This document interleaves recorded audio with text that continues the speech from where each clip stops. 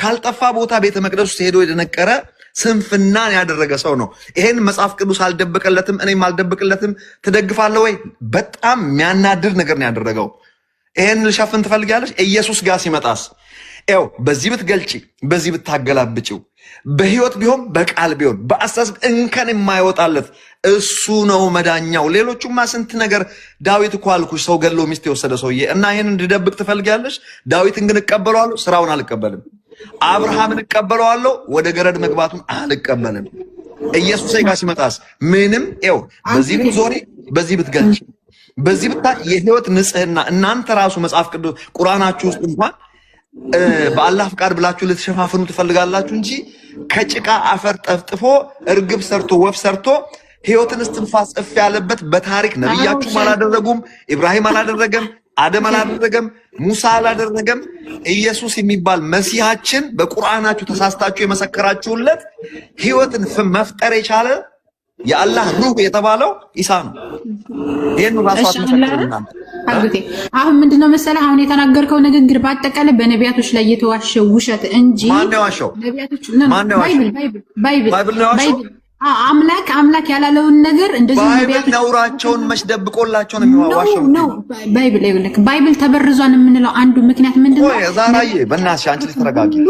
የእግዚአብሔር ሰዎች የተባሉ ሰዎች እኮ መልካሙ ነገራቸውን በጥቂቱ የታዘዙትን ወስዶላቸው እንጂ የመጽሐፍ ቅዱስ ውበቱ ራሱ ነውራቸውንም መልካሙ ስራቸውንም ቁልጭ አድርጎ ማስቀመጡ ነው። አንዱ እኮ ባይብል ውበቱ ራሱ ይሄ ነው። ነውር ነው ብለህ የምትገልጸው ነገር ነውራቸውን ከውስጡ አስወግዶ መልካሙን ብቻ ኤማ ነውር አልሰሩም። ይልክ ነብይ የሚባሉት ይልክ ነብይ አይደለም እናሰሩት ይልክ ነብይ ለምንድን ነው ያልሰሩት? በጣም ጥሩ ጥያቄ። አላህ Subhanahu Wa Ta'ala ከወንጀልን ሰው እንደማመድ 900 ዓመት ኑሯን 950 ዓመት ኑሯን ተብለን ስንነገር አንገረም። ለምንድን ነው የማንገረመው? በዛን ሰዓት የነበረው ሁኔታና አሁን ያለው ሁኔታ ስለሚለያይ ማለት ነው።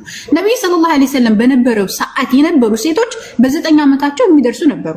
አሁን አይደለም። የሚገርማችሁ ነገር ገጠር አካባቢ የዛሬ 20 ዓመት 30 ዓመት አካባቢ ከ40 ዓመት ከ100 ዓመት በፊት የሚዳሩት በምንድነው? በ9 ዓመት ከ7 ዓመት እስከ 15 ዓመት ነው። እንደውም ከ15 ዓመት የምትበልጥ ሴት ምን ትሆናት? ጋለሞታ ናት። ይቺ ሴት ምንድናት እየተባለ የሚወራላት ናት። ሲቀጥል ደግሞ እንደው ይሄንን ነገር እናት ጎጃሜዎች ስንት ዓመት ነው የሚድሩት ምናምን አለ። እኛ ሀገር እኮ በእናት አባቶቻችን ዘመን አይ ነው 8 ዓመት 7 ዓመት ዳሩ ማት እኮ መተኛት ጀመሩ ማት ወይ ከትልቅ ሰው ጋር ነው የሚድሩት።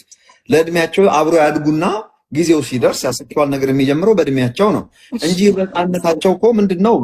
እሱም ደግሞ ጎጂ ባህል ነው። እሱም ጎጂ ባህል አይደለም ነው ኖ ይኸውልህ ለአቅመ ሔዋን የደረሰችን ሴት መዳር አንድ ሴት ለአቅመ ሔዋን ደረሰች የሚባለው በእድሜው አይደለም። እስልምና ላይ አንድ ሴት በእንደ አይነት እድሜ ታግባ በእንደ አይነት እድሜ ታግባ የሚል ነገር የለም። ታዲያ በምንድን ነው የሚባል? አላህ Subhanahu Wa Ta'ala ነፍሳችሁ ወደ ተህሉካ ወይም ደግሞ ወላ ተልቁ ነፍሳችሁ ወደ ተህሉካ ወይም ደግሞ ወደ ጥፋት አትጣሉ ብሏል። አንድ ሴት 20 ዓመት ሞልቷት ራሱ ለአቅመ ሔዋን ካልደረሰች አትዳርም እስልምና ላይ። ነገር ግን ለአቅመ ሔዋን ደረሰች የምትባለው ምንድን ሲሆን ነው? የወር አበባ ሲታይ 5 ነገራት በብብትቻዋ ጸጉር ስታይ እንደዚሁም ሌሎችም ይሄ ጉጭ ስትል እንደዚህ ነገራቶች ስትል የአቅመ ሔዋን ደረሰች ይባላል። አንሻ ረዲየላሁ ዐንሃ ታዲያ ለአቅመ ሔዋን ደርሳለች ሲባል አዎ ሱነን ተርሚዚ ላይ በግልጽ ተቀምጧል። እንደዚሁም ጃሚዕ ተርሚዚ በ9 ዓመት ያለ አንሻ ረዲየላሁ ዐንሃ ስትናገር ምን ትላለች? اذا بلغت الجاريه 9 سنين فهي امراه ትላለች። አንድ ሴት የ9 ዓመት በምትሞላ ጊዜ ሴት ትሆናለች ወይም ደግሞ ትልቅ ሴት ትሆናለች ታገባለች ብላ ትናገራለች ማለት። ስለዚህ ለአቅመ ሔዋን ደርሳለች። በዛ የሚለይ ለሷ 13 ዓመት ለአቅመ ሔዋን እንደሚደርሱ ያስቀምጣል። እንደዚሁም ደግሞ ሌሎችንም ስትመለከት እንደዚሁ ለምሳሌ የኢትዮጵያ ምንድነው የሚባለው? ይሄ መጽሐፈ ነገስት ምንድነው የሚባለው? መጽሐፈ ነገስት ነው የሚባለው የእንትኑ አለ ፍትሐ ነገስት አሁን ሴት ልጅ በ12 ዓመቷ ነው አሁንም ድረስ ስቲል የምትዳረው በ12 ዓመቷ ነው። ወንድ ልጅ ደግሞ በ20 ዓመቱ ብሎ ነው የሚያስቀምጠው። ስለዚህ በ20 ዓመቱ ለምን ተቀበለዋለን? ይሄንን ነገር አሁን እኛ በዚህ በዘመናዊ ዘመን ይሄ ነገር እኮ ጎጂ ባህል ነው ብለን እንጂ ፍትሐ ነገስት ላይ ስላለ ያም ቢሆን ቻይልድ አቢዩዝ ነው። የፍትሐ ነገስቱን ቢሆን አልቀበልም። ለምንድነው አልቀበለው? ይሄ በአባቶቻችን ባልተማሩበት ዘመን አንድ ህፃን ጀምር እንደዛ አደረጉ ማለት። በነገራችን ላይ ዛራዬ አንቺ ሴት ልጅ ብትኖር 9 ዓመት ሴት ልጅ እንደ አይንሽ ብሌን የምታያትን ትንሿን ልጅ ፒሪየድ ማየት ያልጀመረችውን ለ50 ሰው ትድራያለሽ? ንገሪኝ። ለ50 ዓመት ለሞላ ሰው አንቺ ማታረጊውን ለነብያችን አደርገዋለሁ። ልክ በዛን ሰዓት ብኖር አደርገዋለሁ። አሁን ላይ የ9 ዓመት ልጅ አትደርስም፣ ለአቅመ ሔዋን አትደርስም። አሁን ላይ በምናየው ማለት ነው። ምክንያቱም በዛን ሰዓት የነበረው ማንነት ለምሳሌ በአዳም ጊዜ የነበረው ቁመቱን ስንት ነበር? አዳም ለምሳሌ ቁመቱን ስንት እንደነበር ታውቃለህ? 60 ክንድ ነበረ። ለምሳሌ የአዳም ቁመት ለምሳሌ አዳም ቁመቱ 60 ክንድ ነበር አይደል? አዎ እስቲ ባይብል ላይ እኮ አለ ይሄ። ኧረ በእናትሽ አንቺ ልጅ አዳም ረጅም እንደነበር አለ እኮ ባይብል ላይ እንትና እሺ ሌላውን ተው። ኖህ አለይሂ ሰላም 950 ዓመት አልኖረም? 900 ዓመት አልኖረም? እድሜ አይደለም ቁመቱ የቱ ጋር ነው እኮ። ቆይ እድሜ አሁን ለምሳሌ እድሜው በዚህን ሰዓት 900 ዓመት የሚቆይ ሰው አለ? እስኪ ንገረኝ። 900 ነው የለም። ለምን ነው የሌለው? ያኔ ረጅም እድሜ ይኖሩ የነበሩት ኮመን ሴንስ ነው። ምንድነው ኮመን ሴንስ? ረጅም እድሜ ሲኖሩ ነበር። እንደገና የአካል ሁኔታቸው ራሱ እጅግ በጣም ልዩነት አለው። ግዙፍነታቸው ራሱ በየጊዜው የሰው ልጅ እየተቀየረ ይሄዳል። ገብቶሃል? ስለዚህ የዛሬ 1400 ዓመት የነበረው ማንነት ኢቮሉሽን ነው እያልሽኝ ያለሽው። በኢቮሉሽን እሺ፣ እንደው ትንሽ ላምንሽ ነበር። አዎ እሱ ነው እኮ እውነት አይደለም ግን እውነት ነው እንጂ ለምን ነው ስለሚቀያየር ሳይንቲፊክሊ ኢቮልቭ ስለሚያደርግ ነገር እንደዛ ብትይ እንደው ሞር እኔ ቻሌንጅ ደስ ይለኛል እንደዛ ብትመልሽ። ግን አንቺ ቻለ መከን ያቺን ነገር ከበር ለማድረግ መጽሐፍ ለምሳሌ ልገልጽልህ እችላለሁ። ለምሳሌ አሁን ባይብል ምንድነው የሚባለው በሳይንስ ራሱ ተደግፈው ሲናገሩ የነበረ ሐኪም በደንብ አረጋግጠው ምናምን ሲናገሩ የነበረ የዛሬ 100 ዓመት የዛሬ 200 ዓመት የነበረ የሳይንስ እንትን አንድ ሴት ከ7 ዓመቷ ጀምሮ እስከ 13 ዓመቷ ስትዳር እንደነበረ እኮ አለ እኮ ማስረጃ። ኢቮሉሽን አምናለሁ። ኢቮሉሽን በአግባቡ ማክሮ ኢቮሉሽን እና ማይክሮ ኢቮሉሽን ለይቼ ስለማይ አምናለሁ። ሳይንቲፊክ የሆነውን ነገር የማላምንበት ምንም ምክንያት የለም። ነገሮች ኢቮልቭ ያደርጋሉ። እንኳን ሌላው ቀርቶ አሁን ለምሳሌ እኛ ሀገር ያሉ የአበሻ ልጆች አጠር ያሉ እንደኛ ናቸው። እዚህ አሜሪካ የተወለደ አይተሽ እንደሆነ ረጃጅሞች ናቸው። ትክክል እኮ እሱ ነው። ለምንድን ነው ነገሮች ከአመጋገብ ከአኗኗር በአጠቃላይ እንትኑ ይቀየራል። አሁን አሜሪካ ውጭ ሀገር የሚወለዱ ልጆች ልክ እንደኛ አይደሉም። ከወላጆቻቸው ይልቅ ቶል ናቸው። ይሄ ኢቮሉሽን ነገሮች ኢቮልቭ እንደሚያደርጉ በተለያየ ፋክተር እንዳለው አምናለሁ። ምናልባት በዛን ዘመን እንዳልሽው የ9 ዓመት ልጅ ማለት በዛን ዘመን ኢቮሉሽን የዛሬ 1500 ዓመት አካባቢ እንደ ዛሬ አይደለም። ያኔ በሂደት ነገሮች እየወረደ ዛሬ የ9 ዓመት ልጅ ምንም ገና ህፃን ልጅ እንደዛ ብትይ ሳይንቲፊክ ኤቪደንስ የለሽም ነው እንጂ ሞር ያሳምነኛል። አለ ልስጥህ አለ የዛሬ 100 ዓመት አይደለም እኮ ልስጥህ። ለምሳሌ ሜሪ ዲስሚዝ የምትባል የሆነች ሴት ነበረች እና እሷ ያረጋገጠችውን ልንገርህ። ለምሳሌ አውደ ጥበብ ላይ እንዴት ትናገራለች? በታሪክ ውስጥ በዘመናት ባህል ላይ በመመርኮዝ የጋብቻ እድሜ በ10 ዓመት 13 ዓመት ከ10 ዓመት እስከ 13 ዓመት ውስጥ ይፈጸም ነበር። ያን ጊዜ ሴት ልጅ በአባቷ ፈቃድ ማግባት የምትችልበት ዘመን ነበር በማለት ትናገራለች። እንደዚሁም ደግሞ በማን ነው መሰለህ? አንድ ጊዜ ደግሞ ላውጣልህ እና ይሄንን ታፕ አርጉ፣ ኮፒ ሊንክ ሼርም አርጉልን። እንደዚሁ ደግሞ እስኪ ኢንሻአላህ ወደ ኢምራን ቤት እንሄዳለን። እሺ ጀማዓ ኢምራን ስለከፈተ ወደ ኢምራን ቤት እንሄዳለን። ሁላችሁም ታፕ አርጉ እንዳይቆራረጥ ጥሩ ደረጃ ላይ እየደረሰ ስለሆነ ያው እንደምታዩት እኔም ሪስፔክትፉሊ ነው እየጠየቅኳት ያለሁት። ሳልተች ነው ለምን እንደዚህ ይሆናል የሚል ጥያቄ እንጂ ያቀረብኩት የሰው ሃይማኖት አልነቅፍም። ምንም የምለው ነገር የለም። አንዳንድ የምትናድዱ ሰዎች ለምን እንደምትናድዱ አላውቅም። አሁን ሙስሊሞች እዚህ ጋር በጣም የምትሉ አንዳንድ ልጆች አላህን ትረዳዋለህ እንዴ በመናደድ? ክርስቲያኖች ሆናችሁ ደግሞ እስልምና የምትሰድቡ ሰዎች እግዚአብሔርን ትረዳዋለህ ወይ? ተረጋጉ። እኛ ይሄው ፒስፉሊ ልጅቷን ጠይቃታለሁ። ስትፈልግ ባይብላችሁ ተበርዟል ምናምን ስትለኝ አልተናደድኩም። እኔ ለምንድን ነው እናንተ ማትናደዱ? መብቷ ነው ማለት መብቷ ነው። ግን እኔም ነብያቸውን አልነካሁም። እሷም የኔን ሃይማኖት አልተሳደበችም። ጃንም የምትገቡት ብላኛለች ቅድም። ለምሳሌ ትክክል ነች። ለምንድነው ትክክል የሆነችው? አኮርዲንግ ቱ ሄር ሪሊጅን ባለችበት ከእስልምና ውጪ ጃንም የሚገባው በእነሱ ትክክል ነች። ስለዚህ ለምን እናድራለን? በእኔም እኮ እንደ እስልምና ጃንም የሚገቡት ብዬ ነው የማምነው። ግን እንደዛ ስል መናደድ የለባችሁም። ሊስቁብኝ ነው እንጂ የሚገቡት ሞኝን ፈልግ ይገባል እንጂ አትናደዱ። በመናደድ እግዚአብሔርን ፈጣሪን አትረዱትም። በቃ ወይ እሺ አሁን ምንድነው መሰለ ስቲል አሁን ምንድነው የሚባለው አሁን ቅድም የጠቀስኩልህም ሳይንስም እንደዚሁም ደግሞ ታሪክም ላይ እንደዚህ አይነት ሰዎች ሴቶች እንደነበሩ ያስቀምጣል። ግን ከሁሉም የሚበልጠው ነገር የሚገርም ካንቺ ከምሰማ የተማረ ማለት ይሄ በዚህ ዙሪያ ሰርች ያደረጉ እንትኖች ይሄ ምንድነው የሚባሉት በሳይንቲፊክሊ የኢቮሉሽን ምናምን ያጠኑ ሰዎች አሩ ነው ያንቺን የስተዲ ባክግራውንድ አላውቅም። በእርግጥ I'm not trying to ሉክ ዳውን ኦን ዩ ግን እኔ ለምሳሌ ትንሽ እውቀት ነው ያለኝ ስለ ማይክሮ ኢቮሉሽን እና ማይክሮ ኢቮሉሽን። እኔም እውቀት የለኝም ባይዘው ያኔ ሀክል እውቀት የለኝም። ግን በዚህ ዙሪያ ሳይንቲፊክሊ ሪሊ ዛሬ እንዴት ነበር ጥንት የሚለውን በዚህ ጉዳይ ላይ ያጠኑ ሙስሊም የሚሆን ክርስቲያን መጥቶ ቢነግረን ደስ ይለኝ ነበረ። ግን ይቀበላለሁ ዘዴዎች ተቀብዬሻለሁ። ይሄንን አንድ ሆሊ ሰው ታዲያ the most holy of holy ዋናው በቃ የአላህ ዋናው ከነቢያት ሁሉ ቁንጮ የሆነ ሰው እንዴት ነው 9 ማግባት? ይሄ ራሱ እንደው ተገቢ ነው። 9 እሱን ደግሞ እንመጣለን። አሁን ግን አንድ ብቻ የአይሻን ታዩ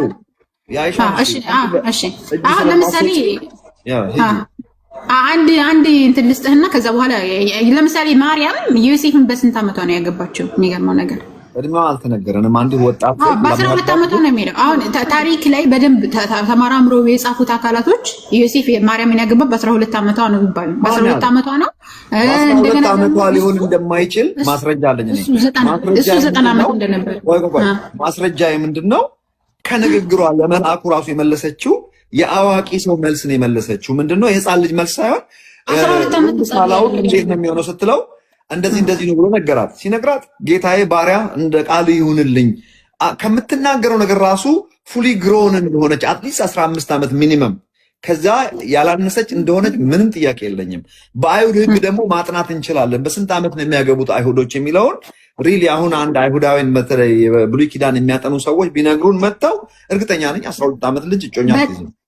በጣም የሚገርምህ ነገር እንትን በአይሁድ ህግ ደግሞ ርብቃ ያገባችው በ3 ዓመቷ ነው ይላል። የሚገርምህ ነገር አይሁድ ታልሙድ ላይ እናንተ ሰዎች ግን ወንዝ ውሃ ልቀዳ ወንዝ ወርዳ አይደል እንዴ አግኝቷል። በ3 ዓመት አኮ በዛን ሰዓት የነበረውን እኮ ነው የሚለቀን። እንግዲህ ባይብል ምን ቆይ ከየት እናገኛችሁት ይሄን ጥያቄ? አንቺ የባይብሉ የተከሱ የብሉይ ኪዳን ነው ወይስ ከቁርአናችሁ ነው የነገርሽኝ? ይሄን ይሄ በብሉይ ኪዳን ነው እንጂ ለምሳሌ ዘፍጥረት ላይ ያለው ራሱ 3 ዓመት ይላል። የ3 ዓመት ልጅ ውሃ ልቀዳ ትወርዳለች።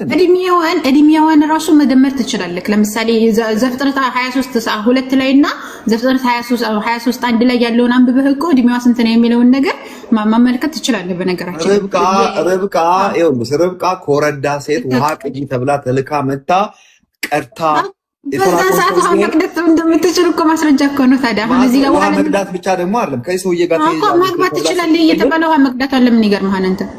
ስለዚህ በ3 ዓመት ነው ያገባት ነው እያልሽ ነው? በ3 ዓመት በ3 ዓመት ላይ በ3 ዓመት የአይሁድ መጽሐፍ እኮ ነው የሚለው። እኛ ምን እናድርግ?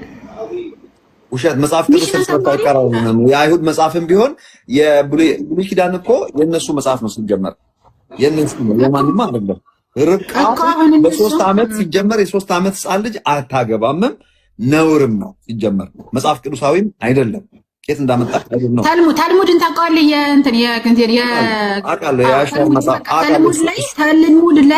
ታልሙድ ላይ ምን ይላል መሰለህ? የ3 ዓመት ከ1 ቀን ሴት ልጅ የግብረ ስጋ ግንኙነት ልትታጭ ትችላለች። ወላሂን ምልክት ታልሙድ ላይ እኮ ነው የምልህ። ታልሙድ ሲጀመር እንደዚህ ብሎ ከሆነ አልቀበለውም። ታልሙድ ለምሳሌ የአካር መጽሐፍ እነ ታልሙድ ምናምን የሚባለው የእነሱ የታሪክ መጽሐፍቶቻቸው መዛግብቶቻቸው ስለሆነ እኮ ይሄን ነገር እኮ ታልሙድ ምንድነው? ኦሪት ነው ያብራሩበት እኮ። ሲጀመር ታልሙድም አልቀበልም እኔ እኮ ተቀበል መቻልኩ። አሁን የአይሁድ ታሪክ አላልክም? የአይሁድ ታሪክ ስላልክ እኮ ነው ታሪክ ሁሉ እንቀበላለን። ታዲያ እነሱ እኮ ኢየሱስ ክርስቶስንም አይቀበሉትም። አይደለም አሁን አንተ ተቀበል ሳይሆን አጎቴ፣ አሁን አንተ ታሪክ ላይ የአይሁዳውያን ታሪክ ላይ እንደዚህ አይነት ነገራቶች አሉ የሚለውን ነገር ተቀበል ስትለኝ ታልሙድ ላይ በ3 ዓመቷ ይጋቡ እንደነበረ ያስቀምጣሉ። አልጨቃጨቅም። ይሄ ሁሉ ሰው ቁጥሎ ይያየር ነው። ባይብል ላይ ደግሞ ይሄንን የሚያመላክት ደግሞ ባይብል ላይ አለ። እሺ ሰው አስቀምጠን አሁን እዚያ የማይሆን ነገር ላይ አንጨቃጨቅ። እኔና አንቺ አጥር አድርገን ምላሽ እየሰጠን እንሄዳለን። አልከራከርሽም። ከአንቺ መስማት ፈልገው ነው። አጥር አድርገሽ መልሽ። አንቺም the most holy person 9 ማግባት ልክ ነው ብለሽ ታምኛለሽ? እቺን ብቻ በአጭሩ መልሽልኝና ወደሚቀጥለው እንለፍ። እሺ ችግር የለም። በ3 ዓመት ማግባቷ በዛን ሰዓት እንዴት ነው የሚለው ነገር የአይሻን ጉዳይ ጨርሰናል። 9 ሴት ማግባት ራሱ ሰልፍሽነት አይደለም ወይ? ከአንድ ቅዱስ ከሆነ ሰው ተገቢ ነው ወይ? 9 ሴት በቃ ይሄን ልመልስልክ። እሺ በቃ አሁን ይሄኛውን ሴክሹዋሊ አያምራቸውም ወይ? ሰው ናቸው፣ ስጋ ለባሽ ናቸው፣ ይበላሉ ይጠጣሉ። ነብዩ እንደሆነ ሰው ናቸው፣ አንድ ሰው ናቸው። ለ9 ሚስት በቂ ናቸው ወይ? ሲጀመር እሳቸው እንደዚህ ለእንደዚያ ምሳሌ መሆን ነበረባቸው ወይ ባለማግባት ወይ አንድ በማግባት ጥሩ ምሳሌ መሆን ሲገባቸው። ይሄን መልሽ አንዴ እሺ መልስልሃለሁ ፕሊስ አጎቴ ጣልቃ ትገባብኝ እሺ አደረህን። አሁን ይሄ ከንቱኑ ጋር እሺ ችግር የለውም። በመጀመሪያ ነብዩ ሰለላሁ ዐለይሂ ወሰለም የሚገርምህ ነገር ከከዲጃ ውጭ እስከ 52 ዓመታቸው እስከ 53 ዓመታቸው ድረስ ከከዲጃ ውጭ ማንንም አላገቡ። ከዲጃ ማለት እሳቸው የ25 ዓመት ሆነው እሷ ደግሞ የ40 ዓመት ሴት ሆና ያገቧት ሴት ናት። በነገራችን ላይ እሷ 40 ዓመት ሴት ሆና ልጅ ያላት በጣም በቃ እድብ ያለ ስነ ስርዓት ያላት ሴት ስለነበረች እሷ ለጋብቻ ጠየቀቻቸው። ከዛ በኋላ አገቧት ማለት ነው። አንሻ ረዲየላሁ ዐንሃ የማን ነው? ኸዲጃ ረዲየላሁ ኸዲጃ 40 ዓመት ነብዩ ሰለላሁ ዐለይሂ ወሰለም እውነት እናንተ እንደምትሉት ነብዩ ሰለላሁ ዐለይሂ ወሰለም ሴት የሚፈልጉ ምናምን አይነት ቢሆን ኖሮ እናንተ እንደምትሉት በወጣትነት እድሜያቸው ነገር ይሄን ነገር ያደርጉ ነበር። እስከ 53 ዓመታቸው ድረስ ይቺ ሴት ጋር ነው የኖሩት። ይቺ ሴት በምትሞት ጊዜ ግን ማለትም ኸዲጃ ረዲየላሁ ዐንሃ በምትሞት ጊዜ ብዙ ጦርነቶች ተካሂደዋል። ነብዩ ሰለላሁ ዐለይሂ ወሰለም ለመጀመሪያ ጊዜ ያገቡት አንሻ ረዲየላሁ ዐንሃ ድንግል ሴት አንዲት ብቻ ነው በነገራችን ላይ እሷን አንሻ ረዲየላሁ ዐንሃ ለአቅመ ሔዋን ስትደርስ እሷን አግብተዋል። ከዛ ውጭ ያሉትን ከተባለ ከዛ ውጭ ያሉት አንዷ የሚገርማችሁ ነገር ወደ 73 ዓመት እሳቸው የ60 ዓመት ነው እሷ 73 ዓመቷ ነው ያገቧት ማለት ነው። በዛን ሰዓት ለምንድን ነው ያገቧት ሲባል ልጆች ብትንትና አድርጋ ይዛ ስለነበረ ማለት ነው። ባሏ ሲሞትባት ባሏ የሞተባት እንደዚሁም ደግሞ ባለ እንትን ይሄ ምንድነው የተፈቱ እነዚህን ሴቶች ነበር ነብዩ ሰለላሁ ዐለይሂ ወሰለም ሲያገቡ የነበረው እንጂ ነብዩ ሰለላሁ ዐለይሂ ወሰለም ለሴት ፍላጎት ቢኖራቸው ኖሮ ማለት ነው ምን ተባሉ መሰለ?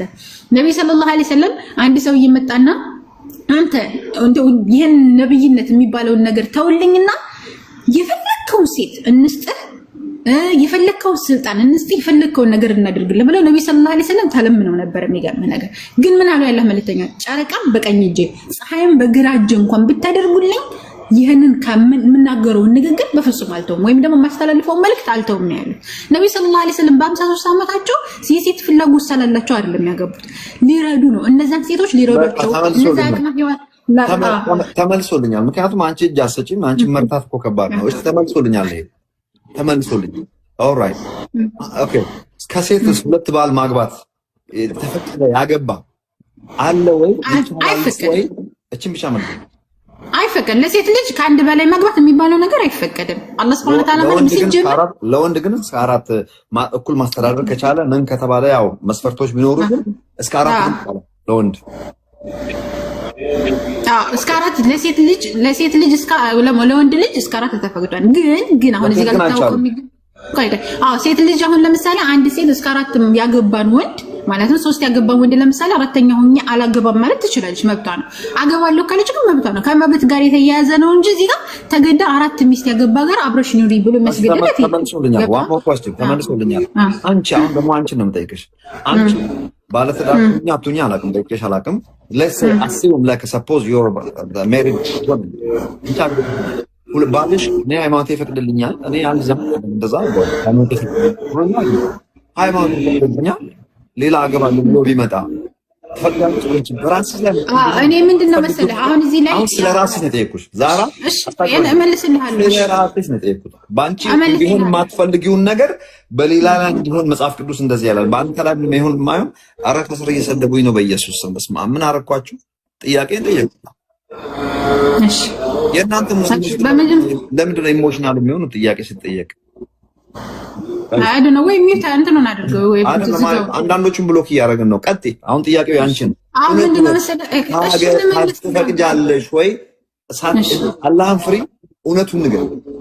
እሺ እውነቱን እኮ ነው የምነግርህ። ለምሳሌ እኔ ማለት ነው እኔ በግሌ አንድ ባሌ የኔ ባል የሆነው ሰው ከአንድ በላይ ሴት ያገባብኛል ወይ ሳያገባብኝ የሚባለው ከኔ ፍላጎት ጋር ነው የሚያዘው። የኔ ፍላጎት ምንድነው? ለምሳሌ አንድ በላይ እንድታገባብኝ አልፈልግም ብዬ ያን ሰውዬ ቃል አስገብቸው ወደ ትዳሩ ከገባ ከአንድ በላይ የማግባት እንትን የለበትም። ማንም ከአንድ በላይ ቢያገባ እኔ ያን ሰውዬ ፍቹ መጠየቅ ሁላ እችላለሁ። ያን ሰውዬ አብሬ ያለ መኖር መብት አለኝ። ገብቶሃል? ዓለም አታግባብኝ ማለት እችላለሁ። ምክንያቱም እኔ አልፈልግም ካልኩ ለምሳሌ ምግብ ቀርቦልኝ ምግብ የተፈቀደ ነው። ለምሳሌ ቀይ ወጥ ቀርበልኝ አልጫ ቀርበልኝ አልጫ አልወድም አልፈልግም ካልኩ መብቴ ነው። ምክንያቱም አልጫ መጥፎ ምግብ ሆኖ ሳይሆን አልጫ እኔ ስለማልወድ እኔ ስለማልፈልግ እሺ አንቺ አልፈለግሽም ስለዚህ ደግሞ አንቺ አልፈለግሽም የሚፈልግ ስለዚህ መጀመሪያ ወዶ ከገባ ወዶ ለምሳሌ ቆይ ጥያቄውን ግልጽ ላድርገው የትኛው እውነት እናውራ ከተባለ ባሏ ሄዶ ሁለተኛ ሶስተኛ እንዲያገባ እኮ አትፈልግም ያው የሃይማኖት ጉዳይ ግዴታ ስለሆነ እንጂ ባሏን ካልፈለገች ደግሞ አትገደድም እኮ ነው ማለት ካልፈለገች አትገደድም ለምሳሌ አንድ ሴት ባል ግን ይፈቅድለታል ሃይማኖት ይፈቅድለታል ማግባት ፈልጓል ፍቅር ይዞታል እና አንቺ ጋር መጣና አሳወቀሽ የመከልከል መብት የለሽም አላህ የመከልከል መብት ያለኝ መቼ መሰለህ የመከልከል መብት አለኝ የመከልከል መብት ያለኝ መቼ ነው እኔ ከኔ በላይ እኔ ሳገባው እሱን ከኔ ላይ እንድታገባብኝ አልፈልግም ብዬ ካገባሁት እነን ሰውዬ የመከልከል ሙሉ መብት ነው ቁርአን ላይ ሐዲስ ላይ አለ አለ ሙሉ የሚስማሙበት ነው ዑለሞች የሚስማሙበት ነው ወላሂ አለ ይሄ ዑለሞች የሚስማሙበት ትክክለኛ ይሄ የእስልምና አስተምሮ ነው ገብቶሃል አንድ ሴት ልጅ ስታገባያና ከኔ በላይ ከአንድ በላይ ከኔ ውጭ እንድታገባብኝ አልፈልግም ካለች ያን ሰውዬ አለመግባት ግዴታ አለበት ወይም ደግሞ ካገባ ያን ሰውዬ እሷ ያን ሰውዬ የመፍታት ሆነ ቃልም ታስገቢ በወረቀት ነው በሼኮች ፊት ነው ቃል የሚገባ ኒካህ ሲታሰር ለምሳሌ ትዳሩ ሲመሰረት ወይም ኒካህ ሲታሰር ከአንድ በላይ ከኔ ውጭ እንድታገባ አልፈልግም ማለት መብቷ ነው ያቺ ሴት ማለት ነው ገብቶሃል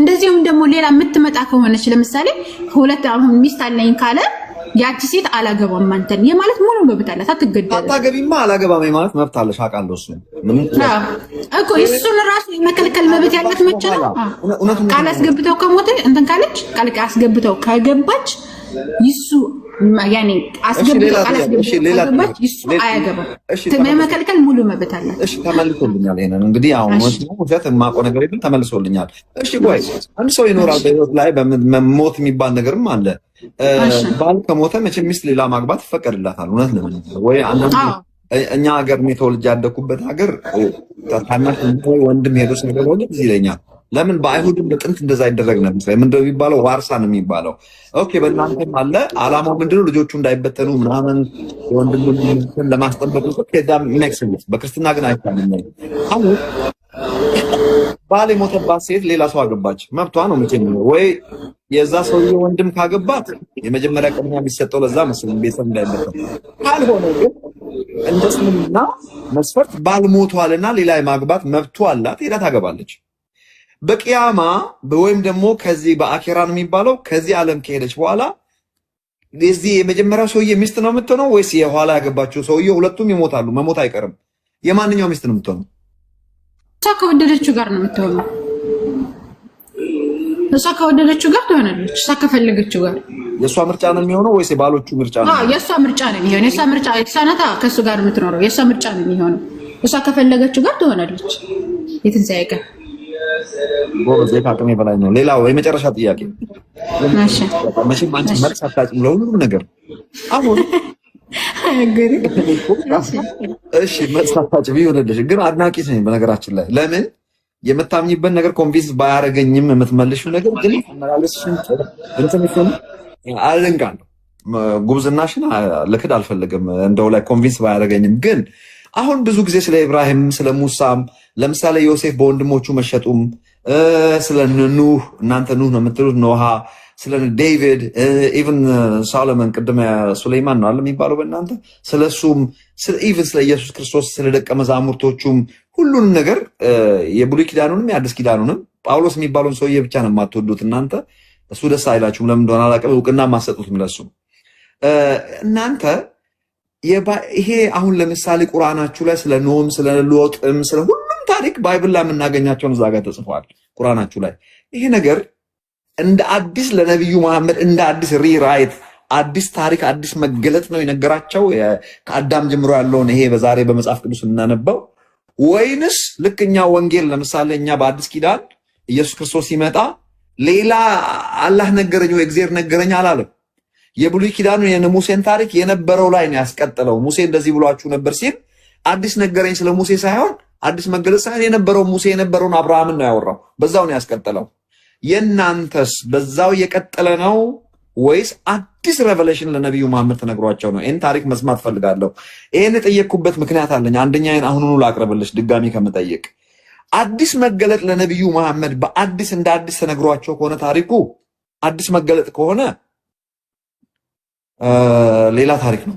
አይ የነበረው ነው የምትይኝ ከሆነ የነበረው የተጻፈው ነው የምትይኝ ከሆነ ታዲያ ታሪኩ እንደሌለ ይቻላል። ለምሳሌ የይስሐቅን ታሪክ ለእስማኤል እየሰጣችሁ ባይብል ላይ ብሉይ ኪዳን ላይ ያልተጻፈን ታሪኩን ወስዳችሁ ነገር ግን ቀየር አድርጋችሁ የምትጽፉት ለምንድን ነው? ይሄን ነገር እስቲ መልሽልኝ።